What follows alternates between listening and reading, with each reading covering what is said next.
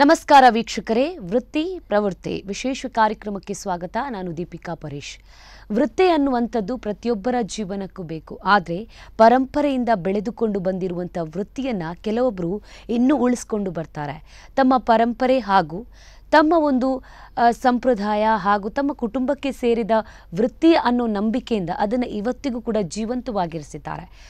ಅಂಥವರು ಸಾಕಷ್ಟು ನಮ್ಮ ಸಮಾಜದಲ್ಲಿದ್ದಾರೆ. ಆದರೆ ಇಲ್ಲೊಬ್ಬರು ಕೂಡ ನಮ್ಮ ಜೊತೆಗಿದ್ದಾರೆ. ಅವರು ಕೂಡ ಪರಂಪರೆಯಿಂದ ಬೆಳೆಸಿಕೊಂಡು ಬಂದಂಥ ತಮ್ಮ ಕುಟುಂಬ ವರ್ಗದಲ್ಲಿ ಏನು ಒಂದು ವೃತ್ತಿಯನ್ನು ಬೆಳೆಸ್ಕೊಂಡು ಬಂದಿದ್ರು ಅದನ್ನು ತಾವು ಬೆಳೆಸ್ಕೊಂಡು ಹೋಗಬೇಕು, ತಮ್ಮ ಮುಂದಿನ ಪೀಳಿಗೆಗೂ ಅದನ್ನು ಬೆಳೆಸೋಕ್ಕೆ ಹೇಳಬೇಕು ಅನ್ನುವಂಥದ್ದು ಅವರ ಉದ್ದೇಶ. ಇವರು ಬ್ಯಾಂಕ್ನಲ್ಲಿ ಒಳ್ಳೆ ಪದವಿಯಲ್ಲಿ ಕೆಲಸ ಮಾಡ್ತಾ ಇದ್ರು ಕೂಡ ತಮ್ಮ ವೃತ್ತಿಯನ್ನು, ತಮ್ಮ ಪರಂಪರೆಯಲ್ಲಿದ್ದಂಥ ವೃತ್ತಿಯನ್ನು ಮಾತ್ರ ಅವರು ಮರೀಲಿಲ್ಲ, ಇವತ್ತಿಗೂ ಕೂಡ ನಡೆಸ್ಕೊಂಡು ಹೋಗ್ತಿದ್ದಾರೆ. ಹಾಗಿದ್ರೆ ಅವರು ಯಾರು, ಏನೆಲ್ಲ ಅಂತಹ ಒಂದು ವಿಶೇಷ ಸಾಧನೆಯನ್ನು ಮಾಡಿದ್ದಾರೆ ಅನ್ನೋ ಒಂದು ಕ್ಯೂರಿಯಾಸಿಟಿ ನಿಮಗಿರ್ಬೋದು. ನಾನು ತಡ ಮಾಡೋದಿಲ್ಲ. ಇಬ್ಬರು ಅತಿಥಿಗಳು ಇವತ್ತು ನಮ್ಮ ಜೊತೆಗಿದ್ದಾರೆ. ಅವರನ್ನು ಇವತ್ತು ಕಾರ್ಯಕ್ರಮಕ್ಕೆ ಸ್ವಾಗತಿಸೋಣ. ಮೊದಲಿಗೆ ಈ ವೃತ್ತಿಯನ್ನು ಇವತ್ತಿಗೂ ಜೀವಂತವಾಗಿಸಿರುವಂಥ ವ್ಯಕ್ತಿ ಅಂದರೆ ಸುಧಾಕರ್ ಸಾಲಿಯಾನವರು. ಅವರನ್ನು ಕಾರ್ಯಕ್ರಮಕ್ಕೆ ವೆಲ್ಕಮ್ ಮಾಡೋಣ. ನಮಸ್ತೆ ಸರ್, ಕಾರ್ಯಕ್ರಮಕ್ಕೆ ಸ್ವಾಗತ. ಅದೇ ಥರ ಅವರ ಒಂದು ವೃತ್ತಿಯನ್ನು ಸದಾ ಪ್ರೋತ್ಸಾಹಿಸುವಂತಹ ಹಾಗೂ ಸಹಕಾರಿ ಸಂಘದ ಒಂದು ಕಾರ್ಯಕರ್ತರಾಗಿರುವಂತಹ ಸದಾಶಿವ ಬಂಗೇರ್ ಅವರು ನಮ್ಮ ಜೊತೆಗಿದ್ದಾರೆ. ಅವರನ್ನು ಕಾರ್ಯಕ್ರಮಕ್ಕೆ ವೆಲ್ಕಮ್ ಮಾಡೋಣ. Hi sir, welcome to the show. ನಮಸ್ತೆ. ಓಕೆ, ಈಗ ನಾವು ಅವ್ರ ಬಗ್ಗೆ ಮಾತಾಡಬೇಕಂದ್ರೆ ಅವ್ರು ಏನು ಸಾಧನೆ ಮಾಡಿದ್ದಾರೆ, ಆ ವೃತ್ತಿಯನ್ನು ಯಾವ ಥರ ಉಳಿಸ್ಕೊಂಡು ಬಂದಿದ್ದಾರೆ ಅನ್ನೋದನ್ನು ನೀವು ನೋಡಲೇಬೇಕು. ಅದಕ್ಕೆ ಸಂಬಂಧಪಟ್ಟಂತಹ ಒಂದು ಚಿಕ್ಕ ತುಣುಕು ಇಲ್ಲಿದೆ, ನೋಡ್ಕೊಂಡು ಬನ್ನಿ.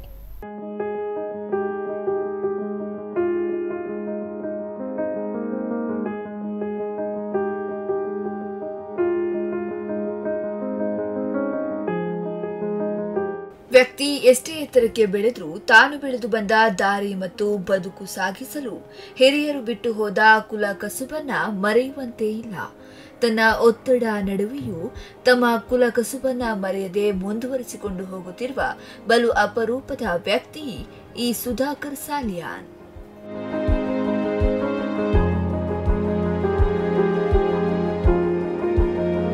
ಕುಲ ಕಸುಬಾದ ಕ್ಷೌರಿಕ ವೃತ್ತಿ ಇಂದು ನಮ್ಮ ವೃತ್ತಿ ಬಾಂಧವರಿಂದ ದೂರ ಆಗುವ ಈ ಸಂದರ್ಭದಲ್ಲಿ ನಮ್ಮ ಮಾನ್ಯ ಸುಧಾಕರ್ ಸಾಲಿಯಾನ್ರವರು ಮಣಿಪಾಲ, ಇವರು ಬ್ಯಾಂಕ್ ಉದ್ಯೋಗದಲ್ಲಿ ಇದ್ದರೂ ಕೂಡ ಆ ಉದ್ಯೋಗದಲ್ಲಿರೋರು ಕೂಡ ಈ ಒಂದು ಕ್ಷೌರಿಕ ವೃತ್ತಿಯನ್ನು ಮಾಡುತ್ತಾ ಈಗ ಬ್ಯಾಂಕ್ ಮ್ಯಾನೇಜರ್ ಆಗಿ ನಿವೃತ್ತಿ ಆದ ನಂತರ ಕೂಡ ಈ ಒಂದು ಕ್ಷೌರಿಕ ವೃತ್ತಿಯನ್ನು ಬಹಳ ಪ್ರೀತಿಯಿಂದ ಮಣಿಪಾಲದ ಪ್ರತಿಷ್ಠಿತ ಗಣ್ಯರಿಗೆ ಅವರೊಂದು ಸೇವೆಯನ್ನು ನೀಡುವುದು ನೋಡಿದರೆ ನಮಗೆ ವೃತ್ತಿ ಬಾಂಧವರಿಗೆ ಬಹಳ ಹೆಮ್ಮೆ ಎನಿಸ್ತದೆ.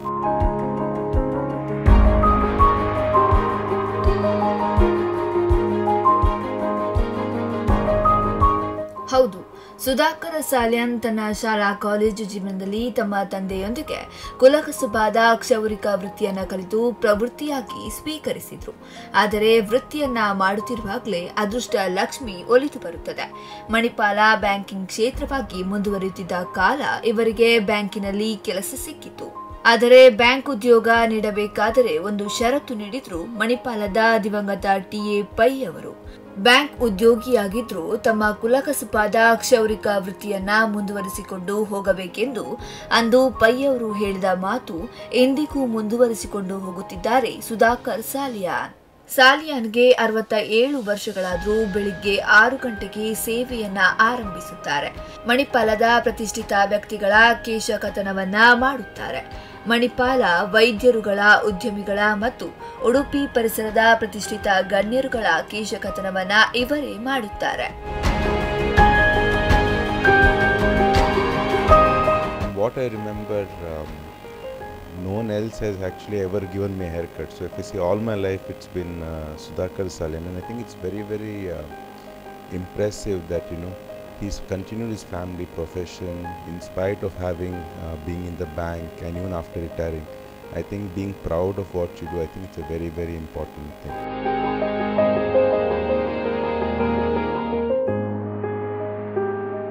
ಹಲವು ವರ್ಷಗಳ ಹಿಂದೆ ಕಾರ್ಯಕ್ರಮ ನಿಮಿತ್ತ ಉಡುಪಿಗೆ ಆಗಮಿಸಿದ ಮಾಜಿ ರಾಜ್ಯಪಾಲರಾದ ವೆಂಕಟ ಸುಬ್ಬಯ್ಯನವರು ಮಣಿಪಾಲದ ಖಾಸಗಿ ಹೋಟೆಲ್ನಲ್ಲಿ ತಂಗಿದ್ರು. ಈ ಸಂದರ್ಭದಲ್ಲಿ ಅವರಿಗೆ ಕ್ಷೌರಿಕ ಸೇವೆಯನ್ನ ನೀಡುವ ಅವಕಾಶ ಅವರಿಗೆ ಒದಗಿ ಬಂದಿತ್ತು. ಬ್ಯಾಂಕ್ ಉದ್ಯೋಗಿ ಆಗಿ ನಿವೃತ್ತಿಗೊಂಡ ನಂತರವೂ ಕ್ಷೌರಿಕ ವೃತ್ತಿಯನ್ನ ಇಂದಿಗೂ ಮುಂದುವರಿಸಿಕೊಂಡು ಹೋಗುತ್ತಿರುವುದು ಎಲ್ಲರ ಮೆಚ್ಚುಗೆ ಪಾತ್ರವಾಗಿದ್ದಾರೆ. ಪ್ರಸ್ತುತ ಕಾಲದಲ್ಲಿ ಕ್ಷೌರಿಕ ವೃತ್ತಿಯಿಂದ ಹಿಂದೆ ಸರಿಯುತ್ತಿರುವುದರಿಂದ ಕ್ಷೌರಿಕ ವೃತ್ತಿ ಸೇವೆ ನೀಡುವವರ ಸಂಖ್ಯೆ ಗಣನೀಯವಾಗಿ ಇಳಿಮುಖವಾಗಿದ್ದು, ಈ ಎಲ್ಲ ಸೆಲೂನ್ಗಳಲ್ಲಿ ಪರರಾಜ್ಯದ ಪರಜಾತಿಯ ನೌಕರರು ಈ ಕ್ಷೌರಿಕನನ್ನ ಕಸಿದುಕೊಳ್ಳುವ ಈ ಕಾಲಮಾನದಲ್ಲಿ ಸಾಲಿಯಾನ್ ರವರು ಮಾದರಿಯೇ ಸರಿ. ಈ ಕ್ಷೌರಿಕ ವೃತ್ತಿಯಿಂದ ತನ್ನ 2 ಮಕ್ಕಳಿಗೆ ಉನ್ನತ ಶಿಕ್ಷಣ ನೀಡಿ ಮಗ ಆಸ್ಟ್ರೇಲಿಯಾದಲ್ಲಿ ಏರ್ಫೋರ್ಸ್ನಲ್ಲಿ ಫ್ಲೀಟ್ ಕಮಾಂಡರ್ ಆಗಿ, ಮಗಳು ಇಂಜಿನಿಯರ್ ಆಗಿ ಸೇವೆ ನೀಡ್ತಾ ಇದ್ದಾರೆ.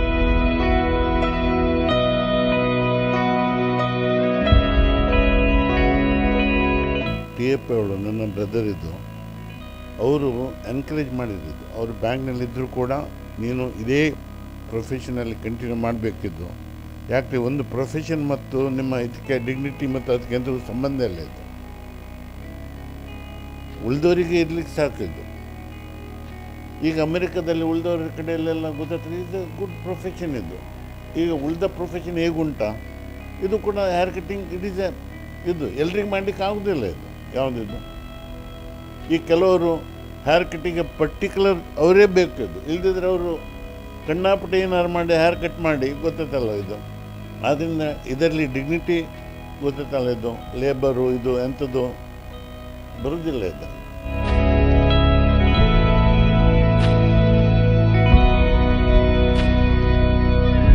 ಏನೇ ಆಗಲಿ, ಕ್ಷೌರಿಕ ವೃತ್ತಿಯೊಂದಿಗೆ ಬ್ಯಾಂಕ್ ಉದ್ಯೋಗಿಯಾಗಿ, ಗೃಹ ರಕ್ಷಕ ದಳದ ಸಹ ಕಮಾಂಡೆಂಟ್ ಆಗಿ ಎಂದಿಗೂ ಕ್ಷೌರಿಕ ವೃತ್ತಿ ಮುಂದುವರಿಸಿಕೊಂಡು ಹೋಗುತ್ತಿರುವುದು ಎಲ್ಲರಿಗೆ ಮಾದರಿಯೇ ಸರಿ. ನಮ್ಮ ಹೇರ್ ಕಟ್ಟಿಂಗ್ ಕಮ್ಯುನಿಟಿಯವರು ಯಾರು ಈ ಪ್ರೊಫೆಷನ್ ಅನ್ನು ಕಂಟಿನ್ಯೂ ಮಾಡಲಿಕ್ಕೆ ಇಷ್ಟಪಡ್ತಾರೆ. ಯಾಕಂತ ಹೇಳಿದ್ರೆ ಇಲ್ಲಿ ಈಗ ಎಂತಾಗಿದೆ ಅಂತ ಹೇಳಿದ್ರೆ, ಈ ಉತ್ತರ ಪ್ರದೇಶ, ಈ ಅಂದ್ರೆ ಬಾಂಗ್ಲಾದೇಶದಿಂದ ಬಂದವರು ಸಾಧಾರಣ ಮುಸ್ಲಿಂ ಫ್ಯಾಮಿಲಿ, ಅವರಿಗೆ ಸಾಧಾರಣ ಇಡೀ ಕರ್ನಾಟಕದಲ್ಲಿ ತುಂಬಿ ಹೋಗಿದ್ದಾರೆ. ಅವರಿಗೆ ಎಂತಾಗಿದೆ ಅಂತ ಹೇಳಿದ್ರೆ, ಮಣಿಪಾಲ ಒಂದು ಮಿನಿ ದುಬೈ ಆಗಿದೆ. ಅವರಿಗೆ ಅವರ ಊರಲ್ಲಿ ಇಷ್ಟು ಇನ್ಕಮ್ ಬರುದಿಲ್ಲ. ಇಲ್ಲಿ ಎಲ್ಲ ಈಗ ಬಂದು ಎಲ್ಲಾ ಶಾಪಲ್ಲಿ 1-2 ಹಿಂದಿ ಮಾತಾಡುವವರು ಕೆಲಸ ಮಾಡ್ತಾರೆ. ಅದಕ್ಕೆ ಸರಿಯಾಗಿ ಈಗ ನಮ್ಮ ಕಟಿಂಗ್ ಮಾಡುವವರು ಈ ಶಾಪ್ ಅನ್ನು ಅವ್ರು ಎಂತ ಮಾಡ್ತಾರೆ ಅಂತ ಹೇಳಿದ್ರೆ, ಇವರಿಗೆ ನಡೆಸಲಿಕ್ಕೆ ಕೊಟ್ಟು ಅವರು ಸುಮ್ಮನೆ ಅಂದ್ರೆ ತಿಂಗಳಿಗೆ ಇಷ್ಟ ಅಂತ ನಡೆಸಿಕೊಟ್ಟು ಈಗ ಇವರು ಕೆಲಸ ಮಾಡುವುದೇ ನಿಲ್ಲಿಸುವ ಪರಿಸ್ಥಿತಿ ಬಂದಿದೆ. ಹಾಗೆ ಆಗ್ಬಾರ್ದಂತ ನಂದೊಂದು ಅಭಿಪ್ರಾಯ.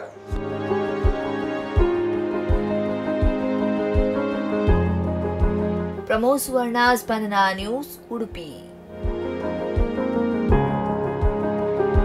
ಸರ್, ಸುಧಾಕರ್ ಸರ್, ಈಗ ನೀವೇನೋ ಬ್ಯಾಂಕಲ್ಲಿ ಕೆಲಸ ಮಾಡಿದ್ದೀರಾ, ಉನ್ನತ ಹುದ್ದೆಯಲ್ಲಿ ಕೆಲಸ ಮಾಡಿ ಇವತ್ತು ನಿವೃತ್ತಿಯನ್ನು ಪಡೆದು ತಮ್ಮ ಪರಂಪರೆಯಿಂದ ಬೆಳೆಸ್ಕೊಂಡು ಬಂದಿರುವಂಥ ಕ್ಷೌರಿಕ ವೃತ್ತಿ ಏನಿದೆ ಅದನ್ನು ಇವತ್ತು ಕೂಡ ಮುಂದುವರಿಸ್ಕೊಂಡು ಬಂದಿದ್ದೀರಾ. ಮೊದಲಿಗೆ ನಿಮಗೆ ಇದ್ರ ಬಗ್ಗೆ ಏನು ಅನಿಸುತ್ತೆ? ಹೆಮ್ಮೆ ಅನಿಸುತ್ತಾ, ಅಥವಾ ನಾನು ಇದನ್ನು ಉಳಿಸ್ಕೋಬೇಕು ಅನ್ನೋ ಒಂದು ನಿಟ್ಟಿನಲ್ಲಿ ಮಾಡಿದ್ದೀರಿ ಅನಿಸುತ್ತಾ, ಹೇಗೆ ಅಂತ?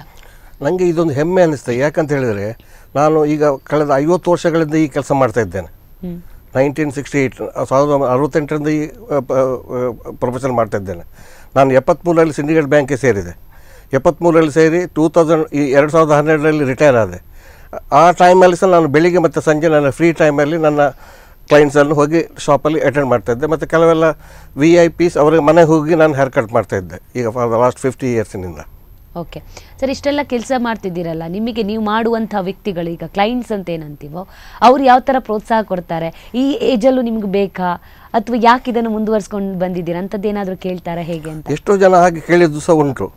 ಕೆಲವರು ಹೇಳ್ತಾರೆ, ಈಗ ಅದು ನಮ್ಮ ಒಳ್ಳೆ ಬಯಸುವವರು ಒಂದು ನಮ್ಮನೇಲಿ ಕೇಳ್ತಾರೆ, ಮತ್ತೊಬ್ಬರು ನಮ್ಮನ್ನು ಸ್ವಲ್ಪ ಕಮ್ಮಿ ಮಾಡಲಿಕ್ಕೆ ಬೇರೆ ನಮ್ಮನೇಲಿ ಕೇಳ್ತಾರೆ.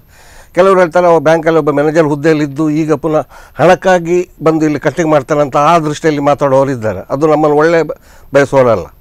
ಮತ್ತು ಕೆಲವರು ಹೇಳ್ತಾರೆ, ಗ್ರೇಟ್ ಮಾರ್ರೆ, ಒಂದು ಬ್ಯಾಂಕಲ್ಲಿ ಈ ಪೊಸಿಷನಲ್ಲಿದ್ದರೂ ಸಹ ಈಗ ಸಹ ಒಂದು ಡಿಗ್ನಿಟಿ ಆಫ್ ಲೇಬರ್, ಅಂದರೆ ಒಂದು ತನ್ನ ಕುಲಕಸುಬು ನೀನು ಮಾಡ್ತಾ ಇದ್ದೇನೆ ಅಂತ ತುಂಬ ಜನ ಖುಷಿ ಪಡ್ತಾರೆ.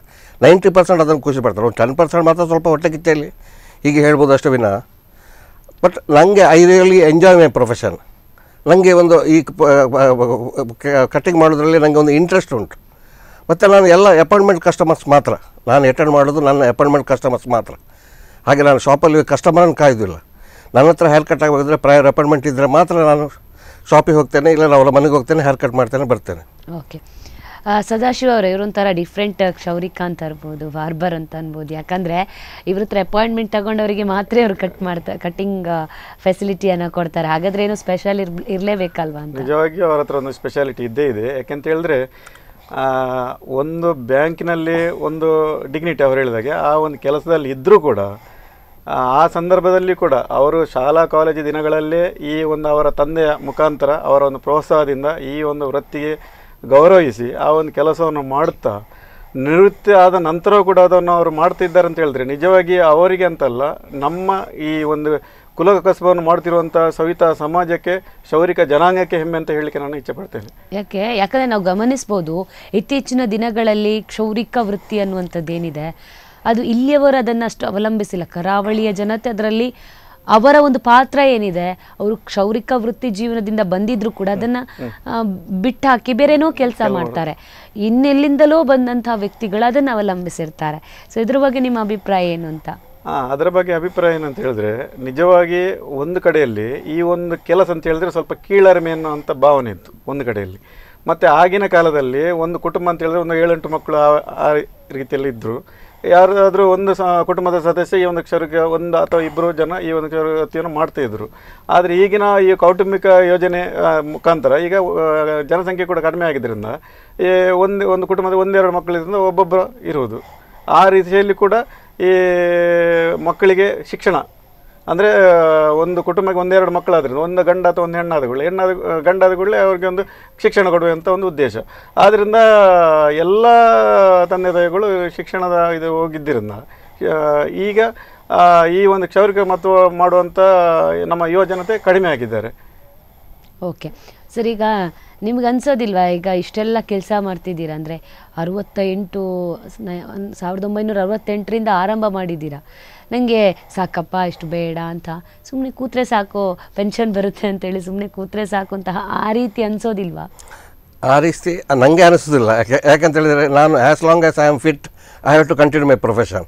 ಈಗ ರಿಟೈರ್ ಆಯ್ತು ಅಂತ ಮನೇಲಿ ಕೂತ್ಕೊಂಡ್ರೆ ನನಗೆ ನಿಜವಾಗಿ ನನಗೆ ಟೈಮ್ ಪಾಸ್ ಆಗೋದಿಲ್ಲ, ಮತ್ತು ನನಗೆ ಇಂಥ ಒಂದು ಅಟ್ಮಾಸ್ಫಿಯರ್ ಸಿಗೋದಿಲ್ಲ. ಈಗ ನನಗೆ ನೋಡಿ ಶಾಪಲ್ಲಿ ಎಲ್ಲ ನನ್ನ ಕ್ಲೈಂಟ್ಸ್ ಎಲ್ಲ they are cream of Manipal actually, I can tell you. ಅದು ಹೇಗೆ ಅಂತ ಹೇಳಿದರೆ, ನನಗೆ ಈಗ ಒಂದು ಹೇರ್ ಕಟ್ ಮಾಡೋಕೆ ಒಂದು 10-15 minute will be with that customer. So we will discuss so many things customer ಹತ್ರ. ನಮಗೊಂದು ಅಷ್ಟು ಕ್ಲೋಸ್ ಕಾಂಟ್ಯಾಕ್ಟ್, ಈಗ ನಮ್ಮ ಪ್ರೊಫೆಷನಲ್ ಇದ್ದಷ್ಟು close contact with the customer ಬೇರೆ ಯಾವ ಪ್ರೊಫೆಷನಲ್ಲಿ ಸಿಗಲಿಕ್ಕೆ ಸಾಧ್ಯ ಇಲ್ಲ. ಅಂದರೆ ಎಲ್ಲ ಥರದ್ದು ಅದೊಂದು ಫ್ರೆಂಡ್ ಸರ್ಕಲ್ ಕೂಡ ಆಗಿರುತ್ತೆ. ಮತ್ತು ಇದು ಎಂತ ಗೊತ್ತಾ, ಇದರೊಂದು ಸಣ್ಣ ಒಂದು ಜೋಕ್ನ ಮುಖಾಂತರ ಹೇಳೋದು ಅಂತ ಹೇಳಿದ್ರೆ, ನೀವು ಯಾರಿಗೆ ತಲೆ ಬಗ್ಗಿಸಿದ್ರು ಹೇರ್ ಡ್ರೆಸ್ಸರ್ಗೆ ಒಂದು ತಲೆ ಬಗ್ಗಿಸ್ಬೇಕು ನೋಡಿ, ಎಷ್ಟು ದೊಡ್ಡ ಜನ ಆದರು. ಈಗ ನಾನು ಲಾಸ್ಟ್ 82 ಅಲ್ಲಿ ನಾನು ಗವರ್ನರ್ಗೆ ಹೇರ್ ಕಟ್ ಮಾಡಿದಾಗ ನಂಗೆ ಅದೊಂದು ಪ್ರಿವಿಲೇಜ್ ಆ್ಯಕ್ಚುಲಿ. ಯಾಕಂತ ಹೇಳಿದರೆ ಒಂದು ಕರ್ನಾಟಕದ ಗವರ್ನರ್ಗೆ ಒಂದು ಹೇರ್ ಕಟ್ ಮಾಡುವ ಅವಕಾಶ ಸಿಕ್ಕಿತ್ತು. ಮಣಿಪಾಲಕ್ಕೆ ಅವರೊಂದು ಎಕ್ಸ್ಪೀರಿಯನ್ಸ್ ಹೇಗಿತ್ತು ಸರ್? ಅಯ್ಯೋ, ಗವರ್ನರ್ಗೆ ನಾನು ಬೆಳಿಗ್ಗೆ ಅದು 6:30 ಗಂಟೆಗೆ ವ್ಯಾಲ್ಯೂಗೆ ಬರಲಿಕ್ಕೆ ಹೇಳಿದ್ರು ಹೇರ್ ಕಟ್ಟಿಗೆ. ಅವರ ಮಿಸಸ್ ಕನಕಮ್ಮಸ್ ಇದ್ದರು. ನಾನು ಫ್ಲೂಯೆಂಟ್ ಇಂಗ್ಲೀಷಲ್ಲಿ ಮಾತಾಡೋ, what are you? I am working for bank. Then what is this is my family profession sir. ಅವರಿಗೆ ಎಷ್ಟು ಖುಷಿ ಆಯ್ತು ಅಂತ ಹೇಳಿದ್ರೆ ಗವರ್ನರ್ಗೆ, ಬೆಳಿಗ್ಗೆ ಬ್ರೇಕ್ಫಾಸ್ಟಿಗೆ I want to honour that young man ಅಂತ ನನ್ನನ್ನು ಅವರೊಟ್ಟಿಗೆ ಬ್ರೇಕ್ಫಾಸ್ಟಿಗೆ ವ್ಯಾಲಿಡಲ್ಲಿ ಅವರೊಟ್ಟಿಗೆ ಕರೆದಿದ್ರು ನನ್ನನ್ನು. ಮತ್ತು ಮೀಡಿಯಾದವ್ರನ್ನ ಕರೆದು I want to give a good publicity for this young barber ಅಂತ ಆ ಟೈಮಲ್ಲಿ. ಯಾವಾಗ ನಡೆದಿರುವಂಥದ್ದು? ಅದು 83 ಗವರ್ನರ್ ಮಣಿಪಾಲಕ್ಕೆ ಬಂದಾಗ. ಓಕೆ, ಸೊ ಅದೊಂದು ಖುಷಿ ನಿಮಗೆ ಕೊಟ್ಟಿರುವಂಥ? ಹೌದು, ನಂಗೊಂದು ಮೊಮೆಂಟಸ್ ಕೊಟ್ಟಿದ್ದಾರೆ. ಇಡೀ ಯಾವ ಫಂಕ್ಷನ್ಗೆ ಅವ್ರು ಬಂದಾರೆ ಆ ಫಂಕ್ಷನಲ್ಲಿ ನನ್ನನ್ನು ಕರೆದು ನಂಗೊಂದು ಮೊಮೆಂಟ್ ಕೊಟ್ಟು ಗೌರವಿಸಿದ್ದಾರೆ ಆ್ಯಕ್ಚುಲಿ. ಓಕೆ, ಈಗ ಬ್ಯಾಂಕ್ ಅಲ್ಲಿ ಕೆಲಸ ಮಾಡುವಂಥ ಸಂದರ್ಭದಲ್ಲೂ ಕೂಡ ಫ್ರೀ ಇದ್ದ ಟೈಮಲ್ಲಿ ಈ ಥರ ಕೆಲಸ ಮಾಡ್ತಿದ್ರಿ ಅಂತ ಹೇಳಿ. ಫ್ರೀ ಅಂದರೆ before office hours and after office hours. Okay, ನಿಮಗೆ ಈಗ ಬ್ಯಾಂಕ್ ಅಂದಮೇಲೆ ನಾವು ಗಮನಿಸ್ಬೇಕು, ಯಾವ್ದು ನಡೆದ್ರು ಬ್ಯುಸಿ ಇರ್ತಾರೆ. ಆ ಕೆಲಸ ಈ ಕೆಲಸ, ಕಸ್ಟಮರ್ ಬಂದರೆ ಅವರದ್ದು ಇದು ಮಾಡ್ಕೋಬೇಕು, ಎಲ್ಲನೂ ಇರುತ್ತೆ, ಬ್ಯುಸಿ ಶೆಡ್ಯೂಲ್ ಇರುತ್ತೆ. ಇಷ್ಟಾದ್ಮೇಲೂ ಮತ್ತೆ ಲೈಫನ್ನು ಬ್ಯುಸಿ ಮಾಡ್ಕೋತಿದ್ರೆ ಹೇಗೆ ಅಂತ? ಅದು ಹೇಗಂತ ನನಗೆ ಈಗ ಅದು ಎಂತಾಗಿದೆ, ನನಗೆ ಬ್ಯಾಂಕಲ್ಲಿ ಆ ಟೈಮಲ್ಲಿ ಬಿಫೋರ್ 2012 ನನ್ನ ಹತ್ರ ಒಂದು 50-60 ಕಸ್ಟಮರ್ಸ್ ಮಾತ್ರ ಇದ್ದು ಲೆಕ್ಕದಲ್ಲಿ, ಅಂದರೆ ಅಷ್ಟು ಕಮ್ಮಿ ಇದ್ರು. ಅಂದರೆ ಹೆಚ್ಚು ದಿನಕ್ಕೆ ಎಷ್ಟು ಬರ್ತಿದ್ರು ಸರ್? ದಿನಕ್ಕೊಂದು 2-3 ಕಸ್ಟಮರ್ ಡೈಲಿ ಇತ್ತು ನನಗೆ. 2-3 ಸಂಡೇ ಆದರೆ ಒಂದು 5-6 ಕಸ್ಟಮರ್ ಇತ್ತು.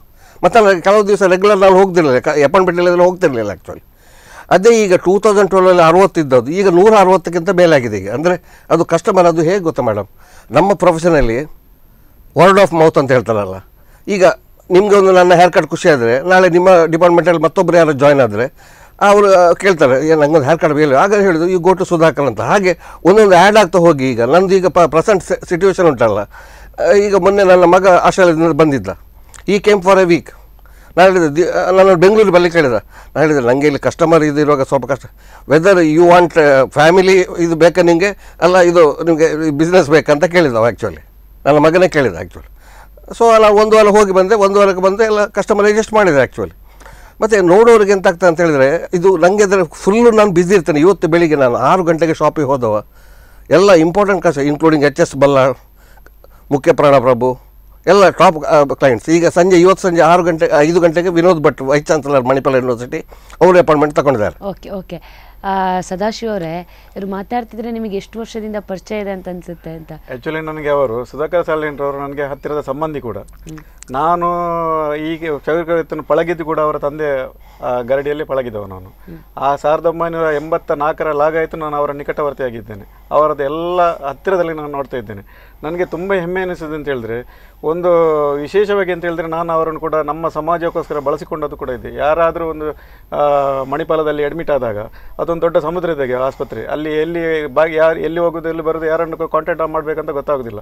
ಆವಾಗ ನಾನು ಸಮಾಜಮುಖಿಯಾಗಿ ಕೆಲಸ ಮಾಡ್ತಿರುವಾಗ ಎಷ್ಟೋ ಜನರಿಗೆ ದೂರದ ಪರವೂರಿನ ನಮ್ಮ ಸಮಾಜ ಬಂಧುಗಳಿಗೆ ಆಗಲಿ ಇತರ ಸಮಾಜದವರಿಗೂ ಕೂಡ ನಾನು ಅವರ ಮುಖಾಂತರ ಎಷ್ಟೋ ಜನರಿಗೆ ಯಾರು ಅದಕ್ಕೆ ಸಂಬಂಧಪಟ್ಟ ಯಾರು ಡಾಕ್ಟರ್ಸ್ ಇದ್ದಾರೆ ಅವರನ್ನು ಭೇಟಿ ಮಾಡಿಸಿ ಅವರಿಗೆ ಒಂದು ವ್ಯವಸ್ಥೆ ಮಾಡಿಕೊಟ್ಟಂಥ ಒಂದು ಕೀರ್ತಿ ಸುಧಾಕರ್ ಸರ್ ಸಲ್ತದೆ. ಅದಕ್ಕೋಸ್ಕರ ನಾನು ತುಂಬ ಅವರಿಗೆ ನಾನು ಸಂಬಂಧಿ ಆದರೂ ಕೂಡ ಈ ಒಂದು ವಿಚಾರದಲ್ಲಿ ನಾನು ಅವರನ್ನು ತುಂಬ ಹತ್ತಿರವಾಗಿ ಅವರನ್ನು ಇಟ್ಕೊಂಡಿದ್ದೇನೆ. ಓಕೆ ನಿಮ್ಮ ಜೊತೆ ಮತ್ತಷ್ಟು ಮಾತಾಡ್ತೀನಿ. ನಮಗೊಂದು ಕ್ಯೂರಿಯಾಸಿಟಿ ಇದೆ, ಇಷ್ಟೆಲ್ಲ ಒಂದು ಕಸ್ಟಮರ್ನ ಹಿಡ್ಕೊಂಡು ಇಷ್ಟು ಒಂದು ಒಡೆತನದಲ್ಲಿ ಅಂದರೆ ಒಡನಾಟದಲ್ಲಿ ಈಗಲೂ ಇದ್ದಾರಂದರೆ ಏನೋ ಅವ್ರ ಹತ್ರ ವಿಶೇಷ ಇದೆ ಅಂತ ಅನಿಸುತ್ತೆ. ಹಾಗಿದ್ರೆ ಯಾವ ಥರ ಇವರು ಕಟ್ಟಿಂಗನ್ನೆಲ್ಲ ಮಾಡ್ತಾರೆ ಅನ್ನೋದನ್ನು ತಿಳ್ಕೊಬೇಕಾಗಿದೆ. ಅದಕ್ಕಿಂತ ಮುಂಚೆ ಕಾರ್ಯಕ್ರಮದಲ್ಲಿ ಒಂದು ಬ್ರೇಕ್.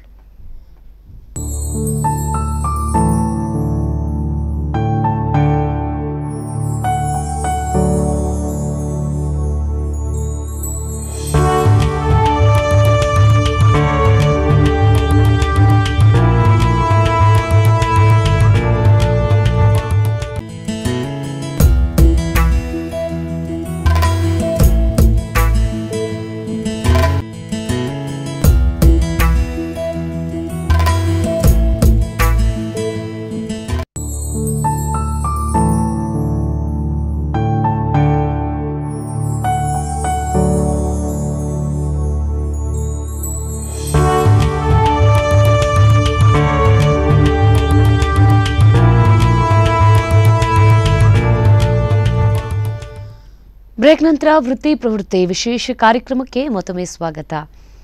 ಸುಧಾಕರ್ ಸರ್, ಈಗ ಹೇಳ್ತಾ ಇದ್ರಿ ನಾನು ಅಪಾಯಿಂಟ್ಮೆಂಟ್ ಇದ್ದವರಿಗೆ ಮಾತ್ರ ಈ ಥರ ಕಟ್ಟಿಂಗ್ ಮಾಡೋದು ಅಂತ. ಹಾಗಿದ್ರೆ ಯಾವ ಥರ ಎಲ್ಲ ಕಟ್ಟಿಂಗ್ ಇರ್ತಾ ಇತ್ತು ಅಂದರೆ, ನಾಗ ಹುಡುಗಿಯರಾದರೆ ಪಾರ್ಲರಿಗೆ ಹೋದರೆ ಬೇರೆ ಬೇರೆ ಥರದ ಕಟ್ಟಿಂಗ್ಸ್ಗಳಿರುತ್ತೆ, ವಿ ಶೇಪ್ ಯು ಶೇಪ್ ಅಂತ. ಆ ಥರ ನಿಮಗೆ ಆ ಥರ ಇದೆಯಾ, ಹೇಗೆ ಏನು ಅಂತ?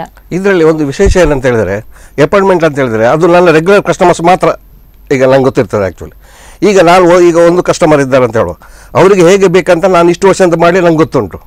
ಈಗ ಕೆಲವರೆಲ್ಲ ಒಂದು ಟೈಲರ್ ಹತ್ರ ಪರ್ಮನೆಂಟ್ ಅದೇ ಟೈಲರ್ ಬೇಕು, ಅದೇ ಬಾರ್ಬರ್ ಬೇಕು, ಹಾಗೆ ಡಾಕ್ಟರ್ಸ್ ಹಾಗೆ. ಈಗ ಒಂದು ಡಾಕ್ಟರ್ ಹತ್ರ ಈಗ ನನಗೆ ಒಂದು ಶುಗರ್ BP ಇದ್ದರೆ ನಾನು ಅದೇ ನನ್ನ ಡಾಕ್ಟ್ರಿಗೆ ಗೊತ್ತಿರ್ತದೆ. ಹಾಗೆ ಕೆಲವ್ರದ್ದೆಲ್ಲ ರಿಕ್ವೈರ್ಮೆಂಟ್ ಆ ಬಾರ್ಬರಿಗೆ ಗೊತ್ತಿರ್ತದೆ. ಅದಕ್ಕಾಗಿ people will prefer the same barber. ಅಂದರೆ ಅದು ನೀವು ಮತ್ತೊಬ್ಬರ ಹತ್ರ ಹೊಸಬ್ರ ಹತ್ರ ಹೋದ್ಕೊಳ್ಳೋ ಅವ್ರು ಏನಾದರೂ ಒಂದು ಅಸ್ತವ್ಯಸ್ತ ಮಾಡಿ ಆಗ್ತಾನೆ. ಮತ್ತು ಅದು ಈಗ ನಂದು ಅಂದರೆ ಮುಂಚಿನಿಂದ ಒಂದೇ ಸ್ಟೈಲ್. ಆ್ಯಕ್ಚುಲಿ ಈಗ ಗ್ರಾಜುವಲ್ ಸ್ಲೋಪಿಂಗ್ ಅದು ಎಂತಾಗಿದೆ ಅಂತ ಹೇಳಿದ್ರೆ ಅವರ ರಿಕ್ವೈರ್ಮೆಂಟ್ ಎಂತ ನಂಗೆ ಗೊತ್ತುಂಟು. ಈಗ ಮತ್ತೊಂದು ಲೇಟೆಸ್ಟ್ ಎಂತ ಆಗಿದೆ ಅಂತೇಳಿ, ಈಗ ಲೇಟೆಸ್ಟ್ ಯಂಗರ್ ಜನ್ರೇಷನ್ ಈಗ ಮೊಬೈಲಲ್ಲಿ ಒಂದು ಫಿಲ್ಮ್ ಆ್ಯಕ್ಟ್ರ್ ಇಲ್ಲ ಫುಟ್ಬಾಲ್ ಪ್ಲೇಯರ್ ಇಲ್ಲರೆ ಅವ್ರದ್ದೊಂದು ಫೋಟೋ ಹಿಡ್ಕೊಂಡು ಬರ್ತಾರೆ, ಬಂದು ತೋರಿಸಿ uncle I want A hair cut like this ಅಂತ ಹೇಳ್ತಾರೆ. ಗೊತ್ತಾಯ್ತಲ್ಲ, ಅವರ ಮುಖ ಹೇಗುಂಟು, ಅವರ ತಲೆ ಹೇಗುಂಟು, ಇವನ ಮುಖ ಹೇಗುಂಟು, ಇವನ ತಲೆ ಹೇಗುಂಟು, ಅಲ್ಲ ಅವರಿಗೆ ಒಂದು ಅಂದರೆ ಅರ್ಥ ಆಗುದಿಲ್ಲ. ಕ್ರೇಜ್ ಇರುತ್ತೆ. ನಾನು ಕಡೆಗೆ ನಂಗೆ ಬೇಕಿದ್ದ ಹತ್ತಿರದವನು ಹೇಳ್ತೇನೆ, sir I can do like this but provided it won't suit your face. ಅಂದರೆ ಇವನ ಕೂದಲು ಹೇಗುಂಟು, ಈಗ ಒಂದು ಅವನ ಮುಖ ಒಂದು ರೌಂಡ್ ಫೇಸ್ ಇದ್ದರೆ ತೊಂದರೆ ಇಲ್ಲ. ಕೆಲವೆಲ್ಲ ಸ್ವಲ್ಪ ಉದ್ದ ಫೇಸ್ ಇದ್ದ ಕೂಡಲೇ ಈ ಟೈಪ್ ಇದು ಈ ಶೇಪ್ ಮಾಡಿದ ಕೂಡಲೇ ಇಟ್ ಲುಕ್ಸ್ ವೆರಿ ಆಡ್. ಆ ಕೆಲವರಿಗೆ ಹಾಗೆ ನೋಡಿ ಕನ್ವಿನ್ಸ್ ಮಾಡ್ತಾರೆ. ಮತ್ತು ಅವ್ರಿಗೆ ಹಾಗೆ ಬೇಕಂತ ಹೇಳಿದ್ರೆ ಅವರ ಕನ್ವಿನ್ಸ್ ಬೇಕಾದಾಗ ಹಾಗೆ ಮಾಡಿ ಕಳಿಸ್ತೇನೆ. ಬಟ್ ನನ್ನ ಕ್ಲೈಂಟ್ಸ್ ಎಲ್ಲ ಅಂಥದ್ದು ಹೈಫೈ ಅಂಥದ್ದೇನಿಲ್ಲ. ಎಲ್ಲ ಈಗ ಸಾಧಾರಣ ನನ್ನ ಹತ್ರ ಇರೋ 90% ಕಸ್ಟಮರ್ಸ್ ಸ್ವಲ್ಪ ಮಿಡ್ಲ್ ಏಜ್ಡ್. ಈಗ ಯಂಗರ್ ಜನರೇಷನ್ ಇಲ್ಲ, ಯಂಗರ್ ಜನರೇಷನ್ ಉಂಟು, ಆಗಲ್ಲ. ಈಗ ತಂದೆದು ಮಕ್ಕಳು, ಈಗ ನನ್ನ ಹತ್ರ ಕೆಲವು ಇದೆ ನನ್ನ ಅರ್ಲಿಯರ್ ಕಸ್ಟಮರ್, ಅವರ ಮಕ್ಕಳು 2-3 ಜನ ಇದ್ದರೆ ಅವರಿಗೆ ನನ್ನ ಕಸ್ಟಮರ್ ಆ್ಯಕ್ಚುಲಿ. ಬಟ್ ಅವರು ನನಗೆ ಸೆಟ್ ಆಗಿ ಹೋಗಿದ್ದಾರೆ ಆ್ಯಕ್ಚುಲಿ. ಮತ್ತು ನನ್ನ ಹತ್ರ ಕೆಲವು ಸಣ್ಣ ಮಕ್ಕಳು, ಈಗ ಒಂದು 5 ವರ್ಷದ ಒಳಗಿನ ಮಕ್ಕಳು ತುಂಬ ಜನ ಕಸ್ಟಮರ್ಸ್ ಇರ್ತಾರೆ. ಅದು ಯಾಕಂದ್ರೆ ನಾನೀಗ ಹೇರ್ ಕಟ್ ಆದ್ಕೊಳ್ಳಿ ಅವ್ರಿಗೊಂದು ಒಳ್ಳೆ ಚಾಕ್ಲೇಟ್ ಕೊಡ್ತೇನೆ, 8 ರೂಪಾಯಿದು ಒಂದು ಚಾಕ್ಲೇಟ್ ಕೊಡ್ತೇನೆ. ಸೊ ಅಂಕಲ್ ಹತ್ರ ಹೇರ್ ಕಟ್ಟಿಗೆ ಹೋದ್ರೆ ಒಂದು ಚಾಕ್ಲೇಟ್ ಸಿಗ್ತದೆ ಅಂತ. ಕಡೆಗೆ ಮೊನ್ನೆ ಎಂತಾಯ್ತು ಅಂತ ಹೇಳಿದ್ರೆ, ಒಂದು ಮಗು ಡಾಕ್ಟ್ರು ರಜನೀಶ್ ಅಂತ ಅವರ ಮಗ, ತಂದೆಗೆ ಹೇರ್ ಕಟ್ ಬೇಕು, ನಾನು ಕಟ್ಟಿಗೆ ಹೋಗ್ತೇನೆ. ಇಲ್ಲ ಅಂಕಲ್ ಡ್ಯಾಡಿ ನಾನು ಬರ್ತಾನೆ ಅಂತ ಅವಸ ಬಂದ. ಯಾಕೆ ಅಂಕಲ್ ನನಗೆ ಚಾಕ್ಲೇಟ್ ಕೊಡ್ತಾರೆ. ಅವರ ಇಂಪ್ರೆಷನ್ ಅಂತ ಹೇಳಿದ್ರೆ ಅಂಗಡಿ ಬಂದುಕೊಳ್ಳಿ ಕೊಡ್ತಾನೆ ಅಂತ, ನಾವು ಹೇರ್ ಕಟ್ ಆದ ನಂತರ ಕೊಡೋದು ಆ್ಯಕ್ಚುಲಿ. ಗೊತ್ತಲ್ಲ. ಅದು ನಾನು ಹೇರ್ ಕಟ್ ಆದ್ರ ಹತ್ರ ಇದು ಹಾಗೆ ಬಂದ ಮಕ್ಕಳಿಗೆ ಚಾಕ್ಲೇಟ್ ಕೊಡ್ತೇನೆ. ಅದೊಂದು ಈಗ ಅಂಕಲ್ ಹತ್ರ ಹೇರ್ ಕಟ್ ಹೋದ್ರೆ ಚಾಕ್ಲೇಟ್ ಸಿಗ್ತಾ ಅಂತಲ್ಲ ಅಂದ್ರೆ ಅದೊಂದು ಮಕ್ಕಳಿಗೊಂದು ಅದು ಅವ್ರಿಗೆ ಖುಷಿ ಆಗಲಿಕ್ಕೆ ಮೇಡಮ್. ಹೌದು ಹೌದು. ಸದಾಶಿವ ಅವರಿಗೆ ಇಷ್ಟೆಲ್ಲ ಮಾತಾಡ್ತಿದ್ದಾರೆ, ನೀವು ಅವರ ಆ ಒಂದು ಕ್ಷೌರಿಕ ವೃತ್ತಿಯಿಂದ ನೀವು ಸೇವೆಯನ್ನು ಪಡ್ಕೊಂಡಿದ್ದೀರಾ ಹೇಗೆ ಅಂತ? ಅವ್ರ ಹತ್ರ ನನಗೆ ಸಹ ಅವ್ರಿಗೊಂದು ವಿಶೇಷತೆ ಅಂತ ಹೇಳಿದ್ರೆ, ಅವರು ಇತ್ತೀಚೆಗೆ ಅವರ ಮಗ ಎಲ್ಲಿ ಆಸ್ಟ್ರೇಲಿಯಾದಲ್ಲಿ ಫ್ಲೈಟ್ ಲೆಫ್ಟಿನೆಂಟ್ ಆಗಿದ್ದಾರೆ. ಅವರು ಮೊನ್ನೆ ಇತ್ತೀಚೆಗೆ ಆಸ್ಟ್ರೇಲಿಯಾಕ್ಕೆ ಹೋದ್ರು. ಅವರು ವರ್ಷಕ್ಕೆ 1 ಸರಿ 2 ಸರಿ ಆಸ್ಟ್ರೇಲಿಯಾಕ್ಕೆ ಹೋಗ್ತಾ ಇರ್ತಾರೆ. ಅಲ್ಲಿ ಅವರದ್ದು ವಿಶೇಷತೆ ಏನಂತ ಹೇಳಿದ್ರೆ, ಅದನ್ನು ಅವರು ತುಂಬ ಆ ವೃತ್ತಿಯನ್ನು ಅವರು ಬಹಳ ಗೌರವಿಸ್ತಾರೆ. ಮಗನಿಗೆ ಒಂದು ಹೇರ್ ಕಟ್ ಕೊಡಬೇಕಂತ ಅವರಿಗೆ ಆಯಿತು ಅವರ ಮನಸ್ಸಿನಲ್ಲಿ. ಹಾಗೆ ಅವರ ಪರ್ಮನೆಂಟ್ ಅಲ್ಲಿ ಮೆನ್ಸ್ ಪಾರ್ಲರ್ಗೆ ಅಲ್ಲಿ ಆಸ್ಟ್ರೇಲಿಯಾ ಹುಡ್ಕೊಂಡು ಅವರು ಪರ್ಮನೆಂಟ್ ಅಲ್ಲಿ ಹೋದಾಗ ಅಲ್ಲಿ ಸರ್ಟಿಫೈಡ್ ಇದ್ದಾರೆ, ಅಲ್ಲಿ ಅದು ಸರ್ಟಿಫೈಡ್ ಇದ್ದಾರೆ ಮಾತ್ರ ಇಲ್ಲಿ ಹಾಗೆ ಅಲ್ಲ ಅಲ್ಲಿ ವರ್ಕ್ ಮಾಡಲಿಕ್ಕೆ. ಹಾಗೆ ಇವರು ವಿಚಾರವನ್ನು ಹೇಳಿದರು, ಅವ್ರ ಹತ್ರ ಕನ್ವಿನ್ಸ್ ಮಾಡಿದರು. ಆದರೆ ಅವರು ಕೇಳಲಿಲ್ಲ, ಇಲ್ಲಿ ಆ್ಯಕ್ಚುಲಿ ಸರ್ಟಿಫೈಡ್ ಆದವ್ರು ಮಾತ್ರ ವರ್ಕ್ ಮಾಡಬೇಕಿಲ್ಲ, ನಮಗೆ ಇಲ್ಲಿ ಅಲೌಡ್ ಇಲ್ಲ ಅಂತ ಹೇಳಿದರು. ಆದರೂ ಅವರ ಮನ ಪರಿವರ್ತನೆ ಏನೋ ಇವರ ಬಗ್ಗೆ, ಇವರು ಇಂಗ್ಲೀಷ್ ಟಾಕಿಂಗ್ ಇದೆಲ್ಲ ನೋಡಿ ಅವ್ರಿಗೆ ಏನೋ ಇದಾಯಿತು ಏನೋ. ಮತ್ತೆ ನೋಡುವಾಗ ಅವರು ಬ್ಯಾಂಗ್ಳೂರಿನವರಂತೆ, ಒರಿಜಿನಾಲಿಟಿ ಅವರು ಬ್ಯಾಂಗ್ಳೂರೇ, ಅಲ್ಲಿ ಸೆಟ್ಲ್ ಆಗಿದ್ದಾರೆ ಆಸ್ಟ್ರೇಲಿಯಾದಲ್ಲಿ. ಹಾಗೆ ಇವರ ಹತ್ರ ಒಂದು ಚಾನ್ಸ್ ಕೊಟ್ಟರು. ಇವರ ವರ್ಕನ್ನು ನೋಡಿ ಮಗನಿಗೆ ಇವರು ಅಲ್ಲಿ ಅವರ ಪಾರ್ಲರ್ನಲ್ಲಿ ಹೇರ್ ಕಟ್ ಮಾಡಿದ್ದನ್ನು ನೋಡಿ ಆ ಪಾರ್ಲರ್ನ ಓನರೇ ನನಗೆ ಒಂದು ಹೇರ್ ಕಟ್ ಮಾಡಿ ಅಂತ ಹೇಳಿ ಮತ್ತೆ ಇವರಿಗೆ ಸಾಬಾಸ್ಗಿರಿ ಕೊಟ್ಟು ಇಲ್ಲಿ ಆಸ್ಟ್ರೇಲಿಯಾದಲ್ಲಿ. ಆಗಿರುವಾಗ ಅವರದೊಂದು ಯಾರದ್ದು ಕೂಡ ನನಗೂ ಕೂಡ ಒಂದ್ಸರಿ ಹೇರ್ ಕಟ್ ಮಾಡಿದ್ದು ಕೂಡ ಉಂಟು. ಹಾಗೆ ನನ್ನ ಒಂದು ಇದನ್ನು ನೋಡಿ ಅಂತ ಅಂದರೆ ಅಷ್ಟ ವೃತ್ತಿಯನ್ನು ಅವರು ಗೌರವಿಸ್ತಾರೆ. ಅದು ನನಗೆ ತುಂಬಾ ಖುಷಿ ಕೊಡ್ತದೆ. ಸರ್, ಇವಾಗ ನೀವು ಹೇಳಿದ್ರಿ ನನ್ನ ತಂದೆಯ ವೃತ್ತಿಯನ್ನು ನಾನು ಮುಂದುವರಿಸ್ಕೊಂಡು ಬಂದಿದ್ದೀನಿ ಅಂತ. ನಿಮ್ಮ ತಂದೆಯ ವಿಷಯಕ್ಕೆ ಹೋದರೆ ಅವ್ರು ಯಾವಾಗ ಆರಂಭ ಮಾಡಿದ್ರು, ಅದು ಅವರ ಸ್ಟೈಲ್ಸ್ ಯಾವ ಥರ ಇರ್ತಿತ್ತು? ಸೊ ಈ ವೃತ್ತಿಯನ್ನು ಆರಂಭಿಸಿದ ಉದ್ದೇಶ ಏನು ಅಂತ, ಯಾವ ಥರ ಇತ್ತು ಅಂತ? ಅಂದರೆ ಅವರ ಟೈಮಲ್ಲಿ ನನಗೆ ಗೊತ್ತಿದ್ದ ಮಟ್ಟಿಗೆ, ನಾನು ಸ್ವಲ್ಪ ಸ್ಕೂಲಿಗೆ ಬರೋ ಟೈಮಲ್ಲಿ ಅವರಿಗೊಂದು 3 ಶಾಪ್ ಇತ್ತು ಉಡುಪಿಯಲ್ಲಿ, ಗೊತ್ತಾಯ್ತಲ್ಲ. ಅಂದರೆ 3 ಶಾಪ್ ಜನ ಇಟ್ಟು. ಆಗ ಅಂದರೆ ಎಂತ ಅಂತ ಹೇಳಿದರೆ ಎಲ್ಲ ನಮ್ಮ ಫ್ಯಾಮಿಲಿ ಮೆಂಬರ್ಸೇ ಎಲ್ಲ ಅವರೊಟ್ಟಿಗೆ ಕೆಲಸ ಮಾಡಿದವರೆಲ್ಲ, ಹೊರಗಿನವ್ರು ಕಮ್ಮಿ, ನಮ್ಮ ರಿಲೇಷನ್ಸೇ ಎಲ್ಲ ಅವರನ್ನೆಲ್ಲ ಮೇಲೆ ತಂದೆ. ಮತ್ತು ನಮ್ಮಲ್ಲಿ ಟ್ರೈನ್ ಆದವರು ಎಷ್ಟೋ ಜನ ಬೇರೆ ಬೇರೆ ಅಂಗಡಿ ಮಾಡಿ they are well to do ನಾವು ಆ್ಯಕ್ಚುಲಿ, ಗೊತ್ತಲ್ಲ. ಹಾಗೆ ನಮಗೆ ಶನಿವಾರ ರಜೆ ಇದ್ದ ಕೂಡಲೇ ಬರಬೇಕು, ಅಂಗಡಿ ಬರಬೇಕು. ಸಣ್ಣ ಮಕ್ಕಳು ಬಂದರೆ ಅದಕ್ಕೊಂದು ಪಿಲ್ಲೋ ಇಟ್ಟು ಕುತ್ಕೊಳಿಸಿ ಬಟ್ಟೆ ಹಾಕಬೇಕು. This is my beginning actually. ಮತ್ತು ಕಟ್ ಮಾಡಬೇಕು ಮಿಷಿನಲ್ಲಿ. ಆಗ ಮಿಷಿನ್ ಈಗಿನ ಹಾಗೆ ಟೆಕ್ನಾಲಜಿ ಎಲೆಕ್ಟ್ರಾನಿಕ್ ಮೆಷಿನ್ ಇರಲಿಲ್ಲ, ಹ್ಯಾಂಡ್ ಮೆಷಿನ್ ಇತ್ತು ಆಗ, ಹೇರ್ ಕ್ಲಿಪ್ಪರ್ ಅಂತ. ಅದು ಹಾಕುವಾಗ ಒಂಚೂರು ನಮ್ಮ ಇದು ಕೈ ಮೂವ್ಮೆಂಟ್ ಕಮ್ಮಿ ಆದ ಕೂಡಲೇ ಅದು it will full the hair, ಕೂದಲು ಎಳಿತಾ ಇತ್ತು. ಮತ್ತು ತಂದೆ ಹಿಂದೆ ನಿಂತ್ಕೊಳ್ತಾಳೆ ನಾವು ಏನಾರು ಮಾಡುವಾಗ. ಏನೋ ಮಿಸ್ಟೇಕ್ ಆದರೆ ನಮ್ಮ ತಲೆಗೊಂದು ಕೊಟ್ಟು ಬಿದ್ದಾಯಿತು ತಂದೆದು ಆ ಟೈಮಲ್ಲಿ. ಅಂದರೆ ಬಂದಂತಹ ಒಂದು ಕಸ್ಟಮರಿಗೆ ನೀವು ಆ ಥರ ಎಕ್ಸ್ಪೆರಿಮೆಂಟ್ ಮಾಡ್ತಿದ್ದ? ಎಕ್ಸ್ಪೆರಿಮೆಂಟ್ ಅಲ್ಲ, ಇದು ಮಕ್ಕಳಿಗೆ, ಫಸ್ಟಿಗೆ ಮಕ್ಕಳಿಗೆ. ಅದಕ್ಕೆ ಒಂದು ಮತ್ತೊಂದು ವಿಷಯ ಹೇಳ್ಬೇಕಂತ ಹೇಳಿದ್ರೆ, ನಾವು ಮಣಿಪಾಲದಲ್ಲಿ ಒಂದು ಸ್ಕೂಲ್ ಆಫ್ ಹೇರ್ ಡ್ರೆಸ್ಸಿಂಗ್ ಒಂದು ಸ್ಕೂಲ್ ಸ್ಟಾರ್ಟ್ ಮಾಡಬೇಕಂತ ಮಾಡಿದ್ದು ನಾವು. ಮಾಡಿ ಮಣಿಪಾಲ್ ಅಕಾಡೆಮಿ ಸಹಯೋಗದಲ್ಲಿ ಮಾಡೋದಂತ ಆಯಿತು, ಮಾಡಿ ಸಹ ಆಯಿತು. ಅದಕ್ಕೆ ಫಸ್ಟ್ ಬ್ಯಾಚಿಗೆ ಒಂದು 27 ಅಪ್ಲಿಕೇಶನ್ ಬಂತು. ಅದರಲ್ಲಿ ಬಂದವರ ಕಡೆಗೆ 5 ಜನ ಮಾತ್ರ, ಒಬ್ಬ ಯುವಕರು ಅದರಲ್ಲಿ, ಗೊತ್ತಲ್ಲ. ಅದಕ್ಕೆ ನಾನು ಸಿಲೆಬಸ್ ಪ್ರಿಪೇರ್ ಮಾಡಿದ್ದೇನೆ. 1 year theory, 1 year shop floor ಅಂತ ಅವನಿಗೆ ಸರ್ಟಿಫಿಕೇಟ್ ಕೊಡಬೇಕಿದ್ರೆ. ಮತ್ತು ITIನಲ್ಲಿ ಅವರಿಗೆ ಎಕ್ಸಾಮ್, US ITIಗೆ ಹೋಗಿ ಅಲ್ಲಿ ಎಕ್ಸಾಮ್ ಬರೆದು ಬಂದೇನೆ. ಆ ಪೇಪರ್ ವ್ಯಾಲ್ಯೂಯೇಷನ್ ಮಾಡಿದ್ದು ನಾನು, ಎಕ್ಸಾಮ್ ಬರೆದ ಪೇಪರನ್ನು ವ್ಯಾಲ್ಯೂಯೇಷನ್ ಮಾಡಿದ್ದು ನಾನು. ಹಾಗೆ ನಾನು ಅದರ ಒಂದು ಥಿಯರಿ, ಅದಕ್ಕೆ ಮಣಿಪಾಲ ಹಾಸ್ಪಿಟಲ್ ಅವರು ಸ್ವಲ್ಪ ಹೈಜಿನಿಕ್ ಇದರಲ್ಲಿ ಅವರೊಂದು ಕ್ಲಾಸ್ ತಗೊಂಡಿದ್ದಾರೆ, ಕಮ್ಯುನಿಟಿ ಮೆಡಿಸಿನ್, ವಿಶೇಷವಾಗಿ ಕ್ಲೀನಿಂಗ್ ಮತ್ತು ಕಸ್ಟಮರ್ಗೆ ಎಷ್ಟು ದೂರ ನಿಲ್ಲಬೇಕು ನಾವು, ಮತ್ತು ಹೇಗೆ ಕಸ್ಟಮರ್ ಹತ್ರ ಬಿಹೇವ್ ಮಾಡಬೇಕು, ತಲೆಗೆ ಎಲ್ಲೆಲ್ಲ ನಾವು ಮುಟ್ಟಬಾರ್ದು ಅಂತ ಕೆಲವರಿಗೆಲ್ಲ ಸಿಟ್ಟು ಬರ್ತದೆ ಹಾಗೆ ಮಾಡಿದರು, ಗೊತ್ತದಲ್ಲ. ಮತ್ತು ಒಬ್ಬ ಫಸ್ಟಿಗೆ ಒಂದು ಮುಖಕ್ಕೆ ಶೇವ್ ಮಾಡುವ ಮೊದಲು ಅವನಿಗೊಂದು ಅಷ್ಟು ಧೈರ್ಯ ಬರಬೇಕಲ್ಲ. ಅದಕ್ಕೆ ಎಂತ ಮಾಡಿದೆ ಅಂತ ಹೇಳಿದ್ರೆ, ನಾನು ಒಂದು ಬೆಲೂನ್ ಉಂಟಲ್ಲ, ಬೆಲೂನ್ ಊದಿ ಅದಕ್ಕೆ ಫೋಮ್ ಹಚ್ಚಿದ್ದು, ಬೆಲೂನಿಗೆ ಫೋಮ್ ಹಚ್ಚಿ he have to shave that balloon. ಏನಾದರೂ ಬ್ಲೇಡ್ ಆಚೆ ಚಂದರೆ ಬೆಲೂನ್ ಒಡೆದೋಗ್ತದೆ, ಬೆಲೂನ್ ಒಡೆದೋದ್ರೆ ಮುಖದಲ್ಲಿ ಗಾಯ ಆಯ್ತು ಅಂತ ಲೆಕ್ಕ, ಒಂದು ಇದು ಕರೆಕ್ಟ್ ಇಲ್ಲ ಅಂತ ಲೆಕ್ಕ. ಹಾಗೆ ಅವರಿಗೊಂದು ಆ ನಮ್ಮನಿದೊಂದು ಟೆಸ್ಟ್ ಇದು ಮಾಡಿಸಿ, ಗೊತ್ತಲ್ಲ. ಮತ್ತು ಎಲ್ಲ ಬೇರೆ ಎಲ್ಲ ಆಸ್ಪೆಕ್ಟ್ಸ್ ಎಲ್ಲ ಇದು ಸರ್ಟಿಫೈ ಆದ ನಂತರ ಮಾತ್ರ ಈ ವಿಲ್ ಬಿ ಕರೆಕ್ಟ್ ಬರಬಾರಂತ ಹಾಗೆ ಮಾಡಿದ್ದಾರೆ. ಒಂದು ಸರ್ಟಿಫಿಕೇಟ್. ಓಕೆ ಸರ್, ನೀವು ಸರ್ ಎಕ್ಸಾಮ್ ಬರ್ದಿದ್ದೀರಿ ಅಂತ ಹೇಳಿದ್ರಿ, ಅವ್ರಿಗೆ ಅದನ್ನು ವ್ಯಾಲ್ಯೂಯೇಷನ್ ಮಾಡಿದ್ದಾರೆ. ಸೊ ಎಕ್ಸಾಮ್ ಯಾವ ಥರ ಇತ್ತು? ನಾವು ನಾರ್ಮಲ್ ಆಗಿ ಎಕ್ಸಾಮ್ ಬರೀತೀವಿ, ಸ್ಕೂಲ್ ಡೇಸಲ್ಲಿ ಎಕ್ಸಾಮ್ ಬರೀತೀವಿ, ಕ್ವಶನ್ಸ್ ಇರುತ್ತೆ, ಆನ್ಸರ್ ಇರುತ್ತೆ. ಇದಕ್ಕೆ ಯಾವ ಥರ ಕ್ವಶನ್ಸ್ ಇರ್ತಿತ್ತು? ವಿಶೇಷವಾಗಿ ಪ್ರಾಕ್ಟಿಕಲ್ ಒಂದು ಬೇರೆ, 50% ಪ್ರಾಕ್ಟಿಕಲ್ಗೆ ಕೊಟ್ಟಿದ್ದಾರೆ. ಯಾವ ಥರ ಇತ್ತು ಅಂತ ಅದೊಂದು ಪ್ರಾಕ್ಟಿಕಲ್ ಲೈವ್ ಇವರ ಹತ್ರ ಎದುರಿಗೆ ಮಾಡಿಸಿ ತೋರಿಸಬೇಕು.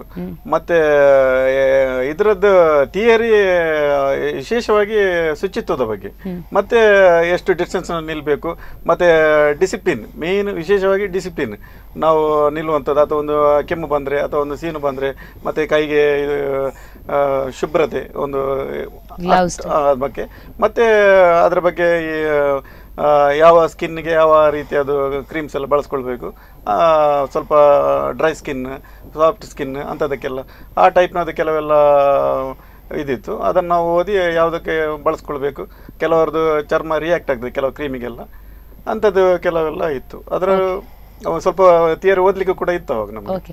ಯಾಕಂದ್ರೆ ನಾರ್ಮಲಿ ಆಗಿ ಬೇರೆ ಇದಕ್ಕೆಲ್ಲ ನಾವು ಎಕ್ಸಾಮ್ ಬರೆಯೋದು ನೋಡಿದೀವಿ, ಈ ಹೇರ್ ಕಟ್ಟಿಂಗಿಗೂ ಎಕ್ಸಾಮ್ ಇದೆಯಾ ಅನ್ನುವಂಥದ್ದು ಕೂಡ ವಿಶೇಷ. ಹೇರ್ ಕಟ್ಟಿಂಗ್ ಎಕ್ಸಾಮ್ ಅಂತ ಹೇಳಿದ್ರೆ ಹೇಗೆ ಈ ಒಂದು ವೃತ್ತಿಗೆ ಹಿಂದೆ ಸ್ವಲ್ಪ ಗೌರವ ಕಡಿಮೆ ಆಗ್ಲಿಕ್ಕೆ ಕಾರಣವೇ ಇದಂತ ಹೇಳ್ಬೋದು. ಯಾಕಂತ ಹೇಳಿದ್ರೆ ಈ ಟ್ರೈನಿಂಗ್ ಒಂದು ತರಬೇತಿ, ಸಾಮಾನ್ಯ ತರಬೇತಿಯದ್ದು ಕೊರತೆ ಇತ್ತು. ಆವಾಗ ತಂದೆ ಅಥವಾ ಇಲ್ಲ ಅಂಗಡಿಗೆ ಹೋಗಿ ಅವ್ರು ಏನು ಅದನ್ನೇ ನಾವು ಫಾಲೋ ಮಾಡ್ತಿದ್ದೆವು. ಈ ಒಂದು ಥಿಯರಿ ಇದ್ದಿದ್ದರಿಂದ ಈಗ ಹೈಜಿನಿಕ್ ಆಗಿ ಈಗ ಒಂದು ಎಲ್ಲ ಜನರಿಗೆ ನಮಗೆ ಒಂದು ಯಾವ ಥರದ ಕಸ್ಟಮರ್ಗೂ ಕೂಡ ನಮಗೆ ಒಂದು ಇದು ಮಾಡಲಿಕ್ಕೆ ಆಗ್ತದೆ, ಟಚ್ ಮಾಡಿ ಕೊಡಲಿಕ್ಕೆ ಆಗ್ತದೆ. ಆ ಒಂದು ತರಬೇತಿ ಇಲ್ಲದಿದ್ದರೆ ಆ ಲೆವೆಲ್ನಲ್ಲೇ ಹೋಗ್ತದೆ. ಆ ಒಂದು ತರಬೇತಿ ಬಿದ್ದರೆ ಸ್ವಲ್ಪ ಹೈಜಿನಿಕ್ ಆಗಿ ಅದನ್ನು ಇಂಪ್ರೂವ್ಮೆಂಟ್ ಡೆವಲಪ್ ಮಾಡಿಕೊಂಡು ಈಗಿನ ಒಂದು ಸೆಲೂನು ಹೋಗಿ ಜೆಂಟ್ಸ್ ಪಾರ್ಲರ್ ಅನ್ನುವಷ್ಟರ ಮಟ್ಟಿಗೆ ನಮ್ಮ ಈ ಒಂದು ಕ್ಷೌರಿಕ ವೃತ್ತಿ ಬೆಳೆದಿದೆ ಅಂತ ಹೇಳ್ಬೋದು. ಯಾಕಂದರೆ ಸರ್ ಇಲ್ಲಿ ಗಮನಿಸ್ಬೋದು, ಬಾರ್ಬರ್ ಶಾಪ್ ಅಥವಾ ಸೆಲೂನ್ ಅಂತ ಏನಂತೀವೋ ಅದಕ್ಕೆ ಯಾರು ಬೇಕಾದರೂ ಮಾಡ್ತಾರೆ, ಅದು ನಡೆಯುತ್ತೆ. ಆ ಒಂದು ವೃತ್ತಿಗೆ ಅಷ್ಟರ ಮಟ್ಟಿಗೆ ವ್ಯಾಲ್ಯೂ ಎಲ್ಲಿ ಕೊಡ್ತಾ ಇರಲಿಲ್ಲ. ಸೊ ನೀವು ಮಾಡೋ ಒಂದು ಇದರಿಂದ ಏನೋ ಅದಕ್ಕೆ ಇನ್ನಷ್ಟು ಘನತೆ ಆಗಿರ್ಬೋದು, ಏನೋ ಒಂದು ಸ್ಪೆಷಲ್ ಇದೆ ಅಂತ ಅನ್ನಿಸ್ತಾ ಇದೆ. ಸೊ ನಿಮ್ಮ ಪ್ರಕಾರ ಎಷ್ಟರ ಮಟ್ಟಿಗೆ ಕುಗ್ಗಿ ಹೋಗಿದೆ ಈ ವೃತ್ತಿ ಅಂತ? ಅದರಲ್ಲಿ ಇಂಪಾರ್ಟೆಂಟ್ ಮತ್ತೊಂದು ಸಬ್ಜೆಕ್ಟ್ ಅಂತ ಹೇಳಿದ್ರೆ, ಇವರಿಗೆ ಅಪ್ರೆಂಟಿಸ್ಶಿಪ್ ಅಂತ ಅದು 2 ವರ್ಷದ ಡಿಪ್ಲೊಮಾ ಆ್ಯಕ್ಚುಲಿ ಕೋರ್ಸ್. ಅದು ಅಪ್ರೆಂಟಿಸ್ಶಿಪ್ ಬೇಕಿದ್ರೆ ಅದು ಟ್ರೇಡ್ ಅಂತ ಡೆಸಿಗ್ನೇಟ್ ಆಗಬೇಕಿತ್ತು. ಯಾವುದು ಹೇರ್ ಕಟ್ಟಿಂಗ್ ಒಂದು ಟ್ರೇಡ್ ಅಂತ, ಅದು ಆಗ ಟ್ರೇಡ್ ಅಂತ ಡೆಸಿಗ್ನೇಟ್ ಆಗಿರಲಿಲ್ಲ. ಕಡೆಗೆ ತಂದೆಯವರು TFI ಅವರಿಗೆ ತಂದೆ ಹೇರ್ ಕಟ್ ಮಾಡ್ತಾಯಿದ್ರು. ಆಗ ಅವರು TFI ಅವ್ರ ಹತ್ರ ಮಾತಾಡಿ ಅದರೊಂದು ಟ್ರೇಡ್ ಅಂತ ಡೆಸಿಗ್ನೇಟ್ ಆದ ನಂತರ ಮತ್ತೆ ಅದಕ್ಕೆ ಅಪ್ರೆಂಟಿಸ್ ಅಂತ ITIನಲ್ಲಿ ನಮಗೆ ಅದಕ್ಕೊಂದು ಅನುಮತಿ ಸಿಕ್ಕಿದೆ. ಆ್ಯಕ್ಚುಲಿ ಅದು ಅಲ್ಲಿ it was not A trade, actually hair dressing it was not A trade ಅಂತ ಇತ್ತು. ಅದೆಲ್ಲ ತಂದೆಯವರು ತುಂಬ ಕಷ್ಟಪಟ್ಟಿದ್ದಾರೆ. ಆದ್ದರಿಂದ ನಮ್ಗೆ ಅದೊಂದು ಇದು ಸಿಕ್ಕಿದ ನಂತರ ಒಂದು ಅಪ್ರೆಂಟಿಸ್ಶಿಪ್ ಅಂತ ಕೋರ್ಸ್ ಮಾಡಲಿಕ್ಕೆ ನಮಗೊಂದು ಇದಾಯಿತು. ಅದಕ್ಕೆ ಸ್ಟೈಪಂಡ್ಸ್ ಗೌರ್ಮೆಂಟಿಂದ ಸಿಗ್ತದೆ ನೋಡಿ. ಆ್ಯಕ್ಚುಲಿ ಅಪ್ರೆಂಟಿಸ್ಗೆ government will pay some stipend also for those students. Okay, ಅದೇ ನಾನು ಈಗ ಹೇಳ್ತಾ ಇರೋವಂಥದ್ದು ಕ್ಷೌರಿಕ ವೃತ್ತಿ ಅಥವಾ ಹೇರ್ ಕಟ್ಟಿಂಗ್. ಈ ವೃತ್ತಿ ಇವಾಗಿನ ಕಾಲದಲ್ಲಿ ಎಷ್ಟು ಕುಗ್ಗಿ ಹೋಗಿದೆ ಅಂತ.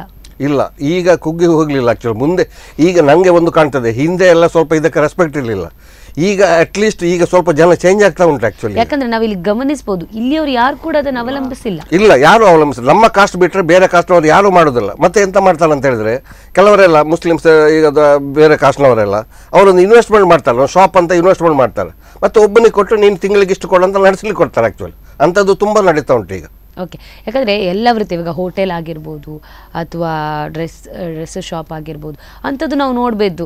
ಬೇರೆ ಬೇರೆ ದೇಶಗಳಲ್ಲಿ ಅಂದರೆ ಔಟ್ ಆಫ್ ಕಂಟ್ರಿ ಏನಿದೆ ಅಲ್ಲಿ ಕೆಲಸ ಬಿಟ್ಟು ಇಲ್ಲಿ ಮಾಡ್ತಿದ್ದಾರೆ, ಶಾಪೆಲ್ಲ ಓಪನ್ ಮಾಡಿ ತಾವೇ ಸ್ವತಃ ಮಾಡ್ತಿದ್ದಾರೆ. ಆದರೆ ಇಂಥ ಸೆಲೂನ್ಗಳು ಯಾರು ಕೂಡ ನಮ್ಮವರು ಅಂದರೆ ನಮ್ಮ ಕರಾವಳಿಗರಾಗಿರ್ಬೋದು ಅವ್ರು ಯಾರು ಅವಲಂಬಿಸಿಲ್ಲ. ಎಲ್ಲೋ ಹೊರಗಡೆ ಬಂದವ್ರನ್ನ ಕೂರಿಸ್ತಾರೆ, ಅವ್ರು ಮಾಡ್ತಾರೆ, ಅವ್ರು ಹೋಗ್ತಾರೆ. ಸೊ ಇದು ಎಷ್ಟರ ಮಟ್ಟಿಗೆ ಕುಗ್ಗಿದೆ ಅಂದರೆ, ಈಗ ಹೇಳೋದಾದರೆ ಒಂದು 10-15 ವರ್ಷಗಳ ಹಿಂದೆ ಸ್ವಲ್ಪ ನಮ್ಮ ಸವಿತಾ ಸಮಾಜ ಅಂದರೆ 1980ರ ನಾಗರಲ್ಲಿ ಆಗಾಯಿತು ಕೂಡ ಸವಿತಾ ಸಮಾಜ ಈ ಒಂದು ಕ್ಷೌರಿಕ ವೃತ್ತಿಪರತೆ ಬಗ್ಗೆ ಒಂದು ಒಳ್ಳೆಯ ಕೆಲಸವನ್ನು ಮಾಡ್ತಾ ಇತ್ತು. ತದನಂತರ 2004ರ ನಂತರ ಒಂದು ವಿಶೇಷವಾಗಿ ಇತ್ತೀಚಿನ ಒಂದು 10-15 ವರ್ಷಗಳಿಂದ ಸವಿತಾ ಸಮಾಜ ಅನ್ನೋ ನಮ್ಮ ಏನು ಕ್ಷೌರಿಕ ವೃತ್ತಿಯ ಬಗ್ಗೆ ಒಂದು ಸಂಘಟನೆ ಸವಿತಾ ಸಮಾಜ ಎಷ್ಟೋ ತರಬೇತಿಗಳನ್ನು, ಉದಾಹರಣೆ ಹೇಳೋದಾದರೆ ನಮ್ಮ ಕಿದಿರು ಹೋಟೆಲ್ನಲ್ಲಿ ಮತ್ತು ಬೇರೆ ಕೆಲವು ಹೋಟೆಲ್ನಲ್ಲಿ ಮತ್ತು ಬ್ರಹ್ಮಗಿರಿ ಲಯನ್ಸ್ ಇದರಲ್ಲಿ ಮತ್ತು ಈಗ ನಮ್ಮದೇ ಸಮುದಾಯ ಭವನ ಆಗಿದೆ, ಅಲ್ಲಿ ಕೂಡ ನಾವು ಎಷ್ಟೋ ತರಬೇತಿಯನ್ನು ಹಮ್ಮಿಕೊಂಡಿದ್ದೇವೆ ನಾವು ಸಮಾಜದ ಸಂಘಟನೆ ಮುಖಾಂತರ. ಆ ಮುಖಾಂತರ ಎಷ್ಟೋ ಜನರಿಗೆ ಅದರ ಪ್ರಯೋಜನ ಕೂಡ ಸಿಕ್ಕಿದೆ.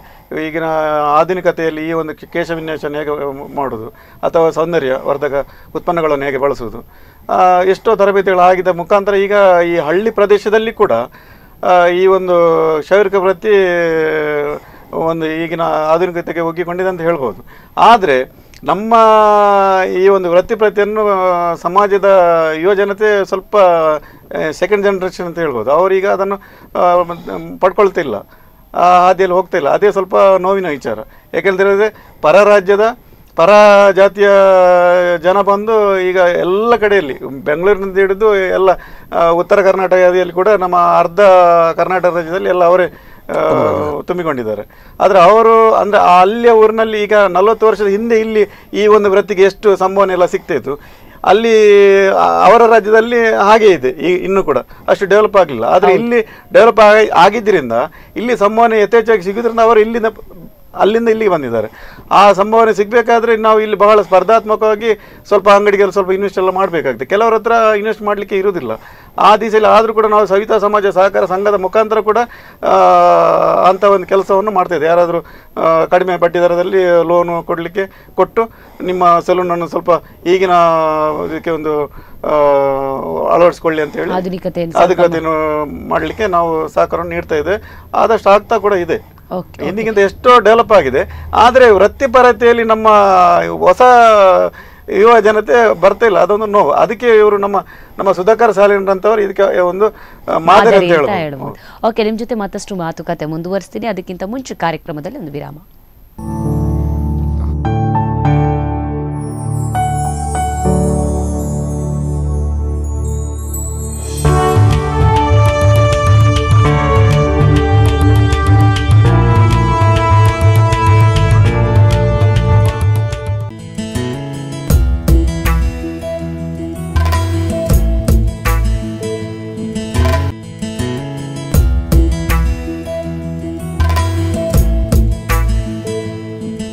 ಇವು ಬ್ಯಾಂಕಲ್ಲಿ ಅಷ್ಟೇ ನಾನು ಒಳ್ಳೆ ಇದು ಮಾಡಿದ್ದೇನೆ, ಒಳ್ಳೆ ಕಸ್ಟಮರ್ ರಿಲೇಷನ್ ಎಲ್ಲ ಇಟ್ಟುಕೊಂಡಿದ್ದೇನೆ ಆ್ಯಕ್ಚುಲಿ.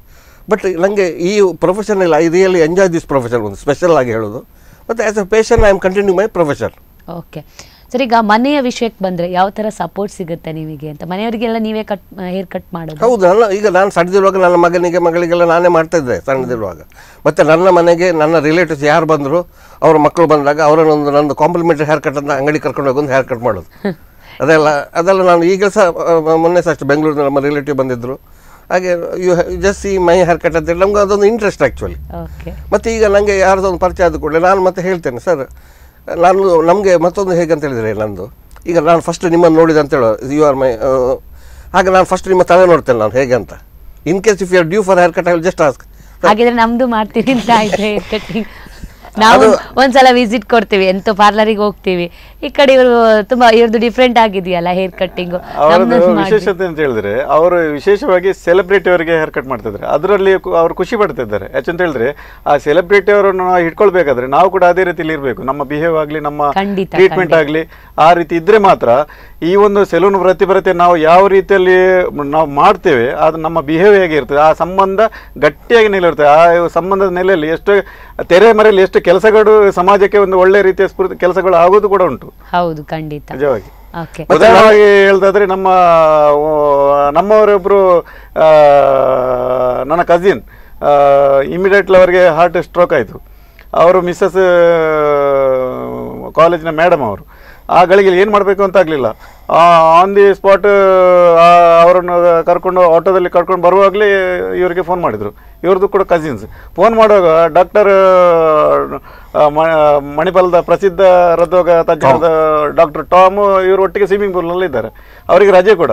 ಆದರೆ ಇವರ ಫೋನ್ಗೆ ಇವರ ಹತ್ರ ಹೇಳಿದುಕೊಳ್ಳಿ ಇಮಿಡಿಯೇಟ್ ಆಗಿ ಒಂದು 10-15 ಮಿನಿಟ್ಸ್ನಲ್ಲಿ ಅವರಿಗೆ ಟ್ರೀಟ್ಮೆಂಟ್ ಸಿಕ್ಕಿ ಅವರು ಈಗ ಭಾಳ ಖುಷಿಯಲ್ಲಿದ್ದಾರೆ. ಆ ರೀತಿ ಕೂಡ ಈ ಒಂದು ಅದು ಕಾರಣ ಈ ಒಂದು ವೃತ್ತಿಪರತೆ. ಆ ಸಂಬಂಧ ಇಟ್ಟುಕೊಂಡಿದ್ದರಿಂದ ಗಟ್ಟಿಯಾಗಿದ್ದರಿಂದ ಇಮಿಡಿಯೇಟ್ ಇವ್ರಿಗೆ ರೆಸ್ಪಾನ್ಸ್ ಮಾಡಿದ್ರು ಅವರು. ಓಕೆ ಸರ್, ಇದು ಬಿಟ್ಟು ಬೇರೆ ಏನು ಕೆಲಸ ಮಾಡ್ತೀರಾ ಅಂತ? ಒಂದಾಯ್ತು ಕ್ಷೌರಿಕ ವೃತ್ತಿ, ಒಂದು ಹಾಬಿ, ಉದ್ಯೋಗದಲ್ಲಿ ಇದ್ರಿ, ನೆಕ್ಸ್ಟ್ ಏನೇನು ಮಾಡ್ತೀರಾ ಅಂತ ಕೂತ್ಕೊಂಡು? ಸ್ವಲ್ಪ ಮನೆಯಲ್ಲಿ ಸ್ವಲ್ಪ ಗಾರ್ಡನಿಂಗ್ ಅಷ್ಟೇ, ಮತ್ತೆ ಬೇರೆ ಏನಿಲ್ಲ ಮೇಡಮ್. ಫ್ರೀ ಇರೋದಿಲ್ಲ ಅನ್ಸುತ್ತೆ. ಯಾಕಂದ್ರೆ ಮಾಮೂಲಿಯಾಗಿ ಹಬ್ಬ ನಾನೊಂದು ನಿವೃತ್ತಿ ಹೊಂದಿದೆ ಅಲ್ಲ, ಇನ್ನು ಆರಾಮ್ಸೆ ಜೀವನ ಕೂರ್ಬೋದು, ಪೆನ್ಷನ್ ಬರುತ್ತೆ, ಆರಾಮ್ಸೆ ಇರ್ತೀನಿ ಅಂತ ಎಷ್ಟೋ ಜನ ಇದ್ದಾರೆ. ಆದರೆ ನೀವು ಆಗಲ್ಲ, ನನಗೆ ಮತ್ತೆ ಮತ್ತೆ ಕೆಲಸ ಮಾಡಬೇಕು, ನಾನು ಮತ್ತೆ ನನ್ನ ಕಸ್ಟಮರನ್ನು ನಾನು ಎಳಿಬೇಕು ಅಥವಾ ಅವ್ರ ಜೊತೆ ಇರಬೇಕು ಅಂತ ಒಂಥರ ಎಕ್ಸ್ಪೆಕ್ಟೇಷನ್ ಇಟ್ಕೊಂಡಿದ್ದೀರಾ. ಮತ್ತು ನಾನು ಹೇಗಂತೇಳಿ, ನಾನು ಶಿವಮೊಗ್ಗದಲ್ಲಿ ನನಗೆ ಪ್ರಮೋಷನ್ ಆಗಿ ಇವೆಂಟ್ ಶಿವಮೊಗ್ಗ, ಅಲ್ಲಿ ಶಿವಮೊಗ್ಗದಲ್ಲಿದ್ದರೂ ವಾರದಲ್ಲಿ ಒಂದು ದಿವಸ ಶನಿವಾರ ಬಂದರೆ ಆದಿತ್ಯವಾರ ಎಲ್ಲ ಕ್ಲೈಂಟ್ಸಿಗೆ ನಾನು ಫೋನ್ ಮಾಡಿ ಅಪಾಯಿಂಟ್ಮೆಂಟ್ ಫಿಕ್ಸ್ ಮಾಡಿ ಹೋಗ್ತಾ ಇದ್ದೆ. ಮತ್ತು ಅಂಥ ಇಂಪಾರ್ಟೆಂಟ್ ಕ್ಲೈಂಟ್ಸ್ ಇದ್ದರೆ ಒಂದು ದಿವಸ ರಜೆ ಹಾಕಿದ್ರು ಬಂದು ಒಂದು ದಿವಸ ಮಣಿಪಾಲದಲ್ಲಿ ನಿಂತು ಅವ್ರನ್ನ ಅಟೆಂಡ್ ಮಾಡಿ ಹೋಗ್ತಾ ಇದ್ದೆ. ಮತ್ತೊಂದು ನಮ್ಮ ಪ್ರೊಫೆಷನಲ್ ಎಂತಾಗಿದೆ ಅಂತ, ಈಗ ಮಣಿಪಾಲದಲ್ಲಿ ಈಗ ಇಡೀ ಮಾಹೆದ್ದಾಗಲಿ ಬೇರೆ ಯಾವ ಇಡೀ ಪೈ ಗ್ರೂಪ್ಸ್ ಎಲ್ಲರ ಹತ್ರ ನೀವು ಸುಧಾಕರ್ ಯಾರಂತ ಕೇಳಿದ್ರೆ ಅವ್ರಿಗೆ ಗೊತ್ತು. ಯಾಕಂದರೆ ನಾನು ಇಷ್ಟು ವರ್ಷದಿಂದ ಈಗ ರಾಮದಾಸ್ ಪೈ ಅವರನ್ನ ಮೋಹನ್ದಾಸ್ ಪೈ ಅವರಿಗೆ ನಾನು 40 ವರ್ಷದಿಂದ ನಾನೇ ಪರ್ಮನೆಂಟ್ ಹೇರ್ ಕಟ್ ಮಾಡ್ತಾ ಇದ್ದೇನೆ. ಅವರಿಗೆ ಬೇರೆ ಯಾರು ಆಗೋದಿಲ್ಲ. ಅಂದರೆ ಅದೊಂದು ನಾವು ಸೆಟ್ ಆಗಿ ಹೋಗಿದ್ದೇವೆ, ಟ್ರೆಂಡ್ ಅಲ್ಲಿ ಕ್ರಿಯೇಟ್ ಮಾಡಿ ಆಗಿದೆ. ಮತ್ತೊಂದು ಹೇಗಂತ ಹೇಳಿದರೆ, ಈಗ ನನಗೆ ಯಾರನ್ನು ಮೀಟ್ ಆಗಬೇಕಿದ್ರು ಮಣಿಪಾಲದಲ್ಲಿ ಏನು ಇಂಟರ್ವ್ಯೂ ಇದು ಏನಿಲ್ಲ, ಇದು ಅವರ ಪರ್ಮಿಷನ್ಗೆ ಏನಿಲ್ಲ. ಅವರು ಸೆಕ್ರೆಟರಿ ಹೇಳ್ತಾರೆ, ನೀವು ಅಲ್ಲ ನೀವು ಸೀದಾ ಹೋಗಿ ಅಂತ. ಹಾಗೆ ಅಂದರೆ ಅವ್ರಿಗೆ ಗೊತ್ತು ನಾವು ಅಷ್ಟು. ಈಗ ಇವತ್ತು ಬೆಳಿಗ್ಗೆ HS ಬಾಲಾಡಿಗೆ ಹೇರ್ ಕಟ್ ಮಾಡಿದ್ದಾರೆ ಅವ್ರು, ಗೊತ್ತಾಯ್ತಲ್ಲ. ಅವ್ರು ನಿನ್ನೆ ಫೋನ್ ಮಾಡಿ ಹೇಳಿದ್ದಾರೆ ಬಿಟ್ವೀನ್ 7 and 7:15 ಅಂತ. ನಾನು ವೆಯ್ಟ್ ಮಾಡಿ ಅವ್ರಿಗೆ ಹೇರ್ ಕಟ್ ಮಾಡಿದ್ದಾರೆ. ಹಾಗೆ ನನಗೆ ಅವರಿಂದೆಲ್ಲ ಬೇರೆ ಏನು ನಮಗೇನು ಬೆನಿಫಿಟ್ ಬೇಡ, ಬಟ್ ನಮಗೊಂದು ಪ್ಲಸ್ ಪಾಯಿಂಟ್ ಅಂತ ಹೇಳಿದರೆ ಯಾರಿಗಾದ್ರೂ ಏನಾದರೂ ಹೆಲ್ಪ್ ಬೇಕಿದ್ರೆ I can buy there contact I can help them. Okay, ಅಂದರೆ ಇವರಿಗೆ ಈಸಿಯಾಗಿ ಎಲ್ಲರನ್ನ ಕಾಂಟ್ಯಾಕ್ಟ್ ಮಾಡ್ಬೋದು. ಇನ್ನೊಂದು ಆ ಒಡನಾಟ ಹಂಗೆ ಗಟ್ಟಿಯಾಗಿರುತ್ತೆ ಅನ್ನುವಂಥದ್ದು. ಗಟ್ಟಿಯಾಗಲಿಕ್ಕೆ ಅಂತ ಕಾರಣ ಆ ಕೆಲಸದಲ್ಲಿ ನಾವು ಇನ್ವಾಲ್ವ್ಮೆಂಟ್ ತಗೊಳ್ಬೇಕು ಮೇಡಮ್. ಇನ್ನೊಂದು ವಿಷಯ ಗಮನಿಸಬೇಕು.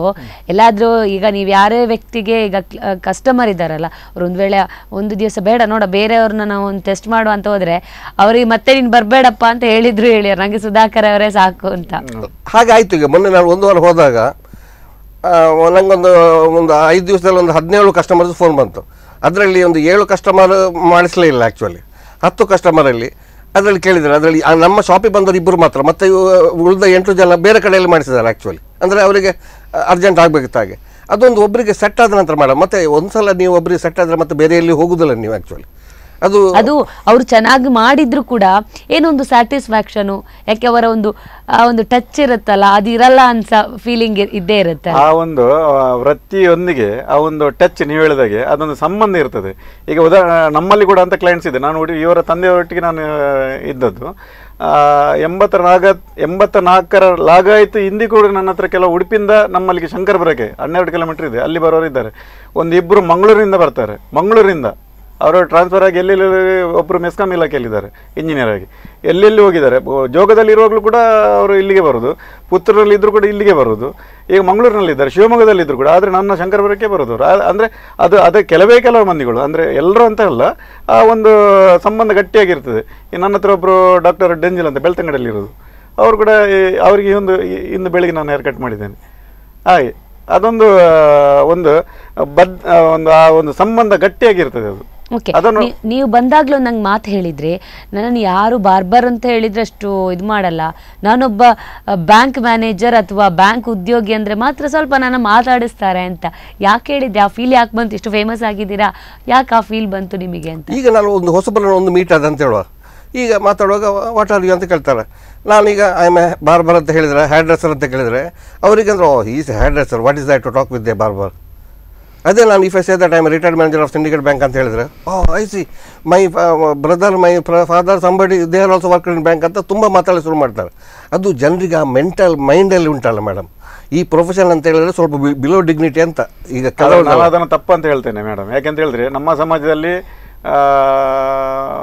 ಆ ಕಾಲದಲ್ಲಿ ಸ್ವಲ್ಪ ಆರ್ಥಿಕ ಪರಿಸ್ಥಿತಿಗಳು ಇದಿದ್ದರಿಂದ ಈ ಒಂದು ಕೆಲಸದಲ್ಲಿ ಹೆಚ್ಚಿನವರು ಸರ್ಕಾರಿ ಕೆಲಸ ಆಗಲಿ ಅಥವಾ ಬ್ಯಾಂಕ್ ಕೆಲಸದಲ್ಲಿ ಸೇರಿದವರು ಬಹಳ ಕಡಿಮೆ.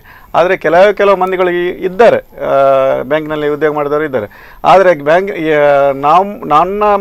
ನಾನು ಒಂದು ನೋಡೋದಾದರೆ ಕೆಲವು ಮಂದಿ ಬ್ಯಾಂಕ್ನಲ್ಲಿ ಆಗಲಿ ಬೇರೆ ಸರ್ಕಾರಿ ಉದ್ಯೋಗದಲ್ಲಿ ಇದ್ದರೂ ಕೂಡ ನಿಜವಾಗಿ ನಮ್ಮ ಸುಧಾಕರ್ ಸಾಲಿನಿಂದ ಅವರ ಹತ್ರ ಸಮಾಜಕ್ಕೆ ಸಿಗುವಂಥದ್ದು ಕೂಡ ಯಾರ ಹತ್ರ ಸಿಗೋದಿಲ್ಲ. ಯಾಕಂತ ಹೇಳಿದ್ರೆ ವಿಶೇಷವಾಗಿ ಅವರ ಒಂದು ಮಣಿಪಾಲದಲ್ಲಿ ಎಷ್ಟೋ ಡಾಕ್ಟರ್ನವರು ಅವರ ಸಂಬಂಧ ಇಟ್ಕೊಂಡಿದ್ದರಿಂದ ಎಷ್ಟೋ ಜನರಿಗೆ ನಮ್ಮ ಸಮಾಜ ಬಾಂಧವರಿಗೆ ಹೆಲ್ಪ್ ಆಗ್ತದೆ.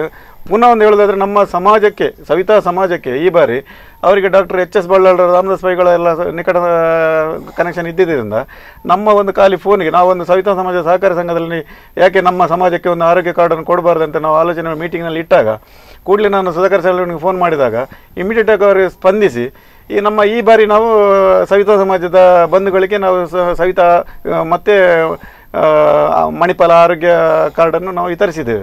ಅದಕ್ಕೆ ಕಾರಣ ಕ್ಷೌರಿಕರ ವೃತ್ತಿ ಅಂತ ಹೇಳಿದ್ರೆ ತಪ್ಪಾಗ್ಲಿಕ್ಕೆ, ಯಾಕಂತ ಹೇಳಿದ್ರೆ ಅವರ ವೃತ್ತಿ ಪರತೆಯಿಂದ ಅವರ ಸಂಬಂಧ ಇಟ್ಟುಕೊಂಡಿದ್ದರಿಂದ ಈ ಒಂದು ಇಂಪ್ಲಿಮೆಂಟ್ ನಮ್ಮ ಸಮಾಜಕ್ಕೆ ಆಯ್ತು ಅಂತ ಹೇಳ್ಬೋದು. ಹೌದು, ನ್ಯೂಸ್ ಚಾನಲ್ಗಳು 24x7, ಸುಧಾಕರ್ ಸರ್ ಅವರದ್ದು ಕೂಡ 24x7. ಕರೆಕ್ಟ್. ಇಲ್ಲ ಮೇಡಮ್, ಮತ್ತೆ ಈಗ ಲೇಟೆಸ್ಟ್ ಈಗ ನನ್ನ ಕೆಲವು ಕ್ಲೈಂಟ್ಸ್ ನನ್ನೊಂದು ಎಕ್ಸ್ಪೀರಿಯನ್ಸ್ ಹೇಳಿದ್ರು. ವಿಷ್ಣು ಪ್ರಸಾದ್ ಬಾಲು ಅಂತ ಅವ್ರು ಮಣಿಪಾಲ್ ಗ್ರೂಪಲ್ಲಿದ್ದರು. ಅವರು ಕಡೆಗೆ ಅವರನ್ನು USA ಟ್ರಾನ್ಸ್ಫರ್ ಮಾಡಿದ್ರು. ಅಲ್ಲಿ USA ಗೌತಮ್ ಬೈದ ಫ್ಯಾಕ್ಟ್ರಿ ಉಂಟಲ್ಲಿ. ಕಡೆಗೆ ಅವರು ಇಲ್ಲಿ ನನ್ನ as long as 4 years he was my customer, ಮತ್ತು ಅವ್ರ ಮಗ. ಅಲ್ಲಿ ಹೋದ ನಂತರ ಅವರು ಒಂದು ಹೇರ್ ಕಟ್ ಮಾಡೋರು. ಕಡೆಗೆ ಅವ್ರು ಹೇಳ್ತಾರೆ, Sudhakar will it be possible to give online hair cut for me ಅಂತ ಅಲ್ಲಿಂದ ನನಗೆ ಒಂದು ಮೆಸೇಜ್ ಹಾಕಿದ್ರು. ಅಲ್ಲ ಇನ್ನು ಮುಂದೆ ಅದೆಲ್ಲ ಆಗುವಂಥ ನೆಕ್ಸ್ಟ್ ಮಾಡ್ತಾರ ಅಂತ ಹಾಗೆ ಮಾಡಿದ್ರೆ ಅಚ್ಚರಿ ಇಲ್ಲ. ಅದು ಎಂತಾಗ್ತದೆ ಗೊತ್ತಾ, ಒಂದು ಸೆಟ್ ಆದ ನಂತರ ಮತ್ತೆ ಬೇರೆಯವರು ಎಷ್ಟು ನೀವು ಅದಕ್ಕಿಂತ ಎಷ್ಟು ಒಳ್ಳೇದು ಮಾಡಿದ್ರು ಅವರಿಗೊಂದು ನಾನು ಅವಾಗ ಹೇಳಿದ್ದು ಆ ಟಚ್ ಆನ್ ಫೀಲ್ ಅಂತ ಇರುತ್ತಲ್ಲ, ಅದು ಸುಧಾಕರ್ ಅವರು ಕೊಟ್ಟಂಗೆ ಆ ಕ್ಲೈಂಟಿಗೆ ಸಿಗಲ್ಲ ಅನ್ನುವಂಥದ್ದು ಅಂತ. ಮತ್ತೆ ಕೆಲವು ಕಸ್ಟಮರ್, ಈಗ ಕೆಲವರಿಗೆ ಒಂದು ಮೋಲ್ ಇರ್ತದೆ ಇಲ್ಲಿ ಅಲ್ಲಿ ಒಂದು ಕಡೆ, ಅದು ಪಕ್ಕ ಒಂದು ಬಾರ್ಬರ್ಗೆ ಅವ್ರು ಹೇಳಿದ್ರೆ ಟಪ್ಪಲ್ಲಿ ಒಂದು ಬ್ಲೇಡ್ ತಾಗಿದ್ರೆ ಅದು ಮತ್ತೆ ಅದು ಭಾರಿ ಕಷ್ಟ ಆಗ್ತದೆ ಬ್ಲೇಡ್ ಇದು. ಅದು ಈಗ ನನಗೆ ಎಷ್ಟೋ ಜನ ಮೂಲಕ ಜನ ನನ್ನ ಕಸ್ಟಮರ್ಸ್ ಬಂದು ಸುಧಾಕರ್ ಸರ್ ನೀವು ಹೇಳೋದು ಬೇಡ, ಅದು ನೀವು 10 ವರ್ಷ ನಂತರ ಬಂದರೂ ಸಹ ನನಗೆ ಅದು ನೆನಪಿರ್ತದೆ. ಅಂದರೆ ನಮಗೆ ಅದು ಒಂದು ಕಸ್ಟಮರ್ ಎಲ್ಲ ಕರೆಕ್ಟ್ ಪಿಕ್ಚರ್ ಗೊತ್ತಿರ್ತದೆ ಮೇಡಮ್, ಅದು ಹೇಳಬೇಕಂತಿಲ್ಲ. ಆದರೂ ಅವರು ಪ್ರತಿ ಸಲ ಹೇಳ್ತಾರೆ ಇಲ್ಲಿ ಸ್ವಲ್ಪ ನಂಗೆ ಗೊತ್ತುಂಟು ಸರ್ ಅದು ನೀವು ಅದು ಹೇಳೋದು ಬೇಡ ಅಂತ. See that's why they are preferring the same barber. Okay, ನಾವು ಇಲ್ಲೊಂದು ಗಮನಿಸ್ಬೋದು, ಯಾರು ಕೂಡ ಯಾವುದೇ ಒಂದು ಬಾರ್ಬರ್ ಆಗಲಿ ಅಥವಾ ಪಾರ್ಲರ್, ಒಬ್ಬರು ಹೇರ್ ಕಟ್ ನಂತರ ಮತ್ತೆ ಅವರನ್ನು ಫಾಲೋಅಪ್ ಮಾಡುವಂಥದ್ದು ಅಥವಾ ರಿವ್ಯೂ ಕೇಳುವಂಥದ್ದು ಅಂಥದ್ದು ಯಾರೂ ಮಾಡಲ್ಲ. ಆದರೆ ಸುಧಾಕರ್ ಅವರು ಮಾಡ್ತಾರೆ. ನಂದು ಇವತ್ತು ಹೇರ್ ಕಟ್ ಮಾಡಿದರೆ 35 ಡೇಸ್ ಆದ ಕೂಡಲೇ I will just send a message ಅವರಿಗೆ. ಎಂತ ಗೊತ್ತಾ, sir you had a hair cut such and such a date, you are when you are planning to come for a hair cut. ಅದರಲ್ಲಿ 3 category ಉಂಟು. ಈಗ ನನ್ನ experience ಹೇಳಿದೆ ನಾನು, ಎಷ್ಟು ಜನರಿಗೆ ನಾನು ಮೆಸೇಜ್ ಆಗ್ತಾರೆ. ಅದರಲ್ಲಿ ಕೆಲವರು ದೇ ರಿಪ್ಲೈಸ್ ಓನ್ಲಿ ಥ್ಯಾಂಕ್ಸ್, ಕೆಲವರು ಇಮಿಡಿಯೇಟ್ ನನಗೆ I will come either today tomorrow like that ಅಂತ ಇಮಿಡಿಯೇಟ್ ರಿಪ್ಲೈ ಆಗ್ತಾರೆ. ಮತ್ತೊಂದು ಕ್ಯಾಟಗರಿ ಅದಕ್ಕೆ ರಿಪ್ಲೈ ಹಾಕೋದಿಲ್ಲ. ಅಂದರೆ ಇದು ನನ್ನ ಎಕ್ಸ್ಪೀರಿಯನ್ಸ್ ಹೇಳಿದ್ರು ನಾನು. ಬಟ್ ನಾನು ನನ್ನ ಡ್ಯೂಟಿ ಮಾಡ್ತೇನೆ. ಅದಕ್ಕಾಗಿ ನಾನು ಹೇಳಿದ್ದು, ಇದೇ ನಮ್ಮ ಸಿಂಡಿಕೇಟ್ ಬ್ಯಾಂಕಲ್ಲಿ ದೇವಾನಂದ ಉಪಾಧ್ಯಾಯರು ಅಂತ ಇದ್ದರು GM ಆಗಿ. ಅವರು ಹೀಗೆ ಒಂದು ಬ್ಯಾಂಕಿದೊಂದು ಪಬ್ಲಿಕ್ ಫಂಕ್ಷನಲ್ಲಿ ಹೀಗೆ ಒಂದು ಅಡ್ರೆಸ್ ಮಾಡುವಾಗ, ಸಿಂಡಿಕೇಟ್ ಬ್ಯಾಂಕ್ನಲ್ಲಿ ಡೆಪಾಸಿಟ್ ಮೆಚ್ಯೂರ್ ಆದರೆ ನೋಟಿಸ್ ಕಳಿಸೋದಿಲ್ಲ ಈಗಿನ ಲೇಟೆಸ್ಟ್ ಇದ್ರ ಪ್ರಕಾರ, ಯಾಕಂತ ಗೊತ್ತಿಲ್ಲ. ಆದರೆ ಸುಧಾಕರ್ ಹತ್ರ ಹೇರ್ ಕಟ್ ಮಾಡಿಸಿದ್ರೆ 35 ಡೇಸ್ ಆದ್ಕೊಂಡು ಒಂದು ರಿಮೈಂಡರ್ ಬರ್ತದೆ ಅಂತ ಅವ್ರು ಕೋಟ್ ಮಾಡಿದ್ರು. ಆ್ಯಕ್ಚುಲಿ ಅಂದರೆ ಕೆಲವೊಬ್ಬರಿಗೆ ಮರ್ತೋಗಿರುತ್ತೆ. ಇವಾಗ ಸಾಮಾನ್ಯ ಮನುಷ್ಯನಿಗೆ ಏನೇನು ಕೆಲಸದಲ್ಲಿ ಬ್ಯುಸಿ ಆಗಿರ್ತಾರೆ, ಇನ್ನು ಹೇರ್ ಕಟ್ಟಿಗೆ ಎಲ್ಲಿ ಟೈಮ್ ಇರುತ್ತೆ. ಸೊ ನೀವು ನೆನ್ಪು ಮಾಡೋದು ಅವರಿಗೆ ಈಸಿ ಆಗುತ್ತೆ ಅಂತ. ಅದು ನಮ್ಗೆ ಈಗ ಅವರ ಆ ಒಂದು ಏನು ಮೆಥಡ್ ಇದೆ ಅದು ನಮ್ಗೆ ಈಗ ನಾವೀಗ ಅನುಕರಣೆ ಮಾಡ್ಲಿಕ್ಕೆ ಹೊರಟಿದ್ದೆ, ಯಾಕಂದ್ರೆ ಅದು ನಮ್ಗೆ ಪ್ರೇರಣೆ ಆಗಿದೆ. ಹೌದು ಹೌದು, ಯಾಕಂದ್ರೆ ಬ್ಯುಸಿ ಕೆಲಸ ಇರುವಂತಹ ವ್ಯಕ್ತಿಗಳಿಗೆ ಅವ್ರು ಮಾಡೋದೇ ದುಡ್ಡು ಕೆಲಸ, ಅದರಡೆಯಲ್ಲಿ ಇಂಥದಕ್ಕೆ ಹೋಗ್ಬೇಕಲ್ಲ, ಟೈಮ್ ಎಲ್ಲಿದೆ ಅದು ಮರ್ತು ಹೋಗಿರುತ್ತೆ. ಅದರಲ್ಲಿ ಮತ್ತೊಂದು ರಿಸ್ಕ್ ಉಂಟು ನಂದೀಗ. ನಾನೀಗ ನನ್ನ ಕಿಶೆಯಲ್ಲೇ ಡೈರಿ ಉಂಟು, ಇದರಲ್ಲಿ ಈಗ ಇವತ್ತು 8 ಕಸ್ಟಮರ್ ಯಾರಿಗೆಲ್ಲ ಮಾಡಿದೆ ಅಂತ ಇದು ಡೈರಿಯಲ್ಲಿ ಬರೆದಿಟ್ಟಿದ್ದೇನೆ. ಕೆಲವು ಕಸ್ಟಮರ್ಸ್ ನನಗೆ ಫೋನ್ ಮಾಡಿ, Sudhakar when I had last hair cut ಅಂತ ನನಗೆ ಫೋನ್ ಮಾಡಿ ಕೇಳ್ತಾರೆ. ನಾನು ಅದಾಗ ಇಮಿಡಿಯೇಟ್ ಡೈರಿ ಓಪನ್ ಮಾಡಿ, sir you had hair cut such date ಅಂತ. ಅದು ಸಹ ಕೆಲವು ನನಗೆ ಈಗ ಇದು ಅಡ್ವಾಂಟೇಜ್ ಅದು ಸಹ ಉಂಟು ಆ್ಯಕ್ಚುಲಿ. ಇನ್ನು ಬರ್ದಿಡ್ಕೋತಾರೆ, ನಾನು ಯಾವಾಗ ಕಟ್ ಮಾಡ್ಕೋಬೇಕು, ಸುಧಾಕರ್ ಅವ್ರನ್ನ ಕಾಂಟ್ಯಾಕ್ಟ್ ಮಾಡಿದ್ರೆ ನಮಗೆಲ್ಲ ಡೀಟೇಲ್ಸ್ ಸಿಗ್ತದೆ, ಯಾವ ಡೇಟಿಗೆ ಹೇರ್ ಕಟ್ ಅಂತ.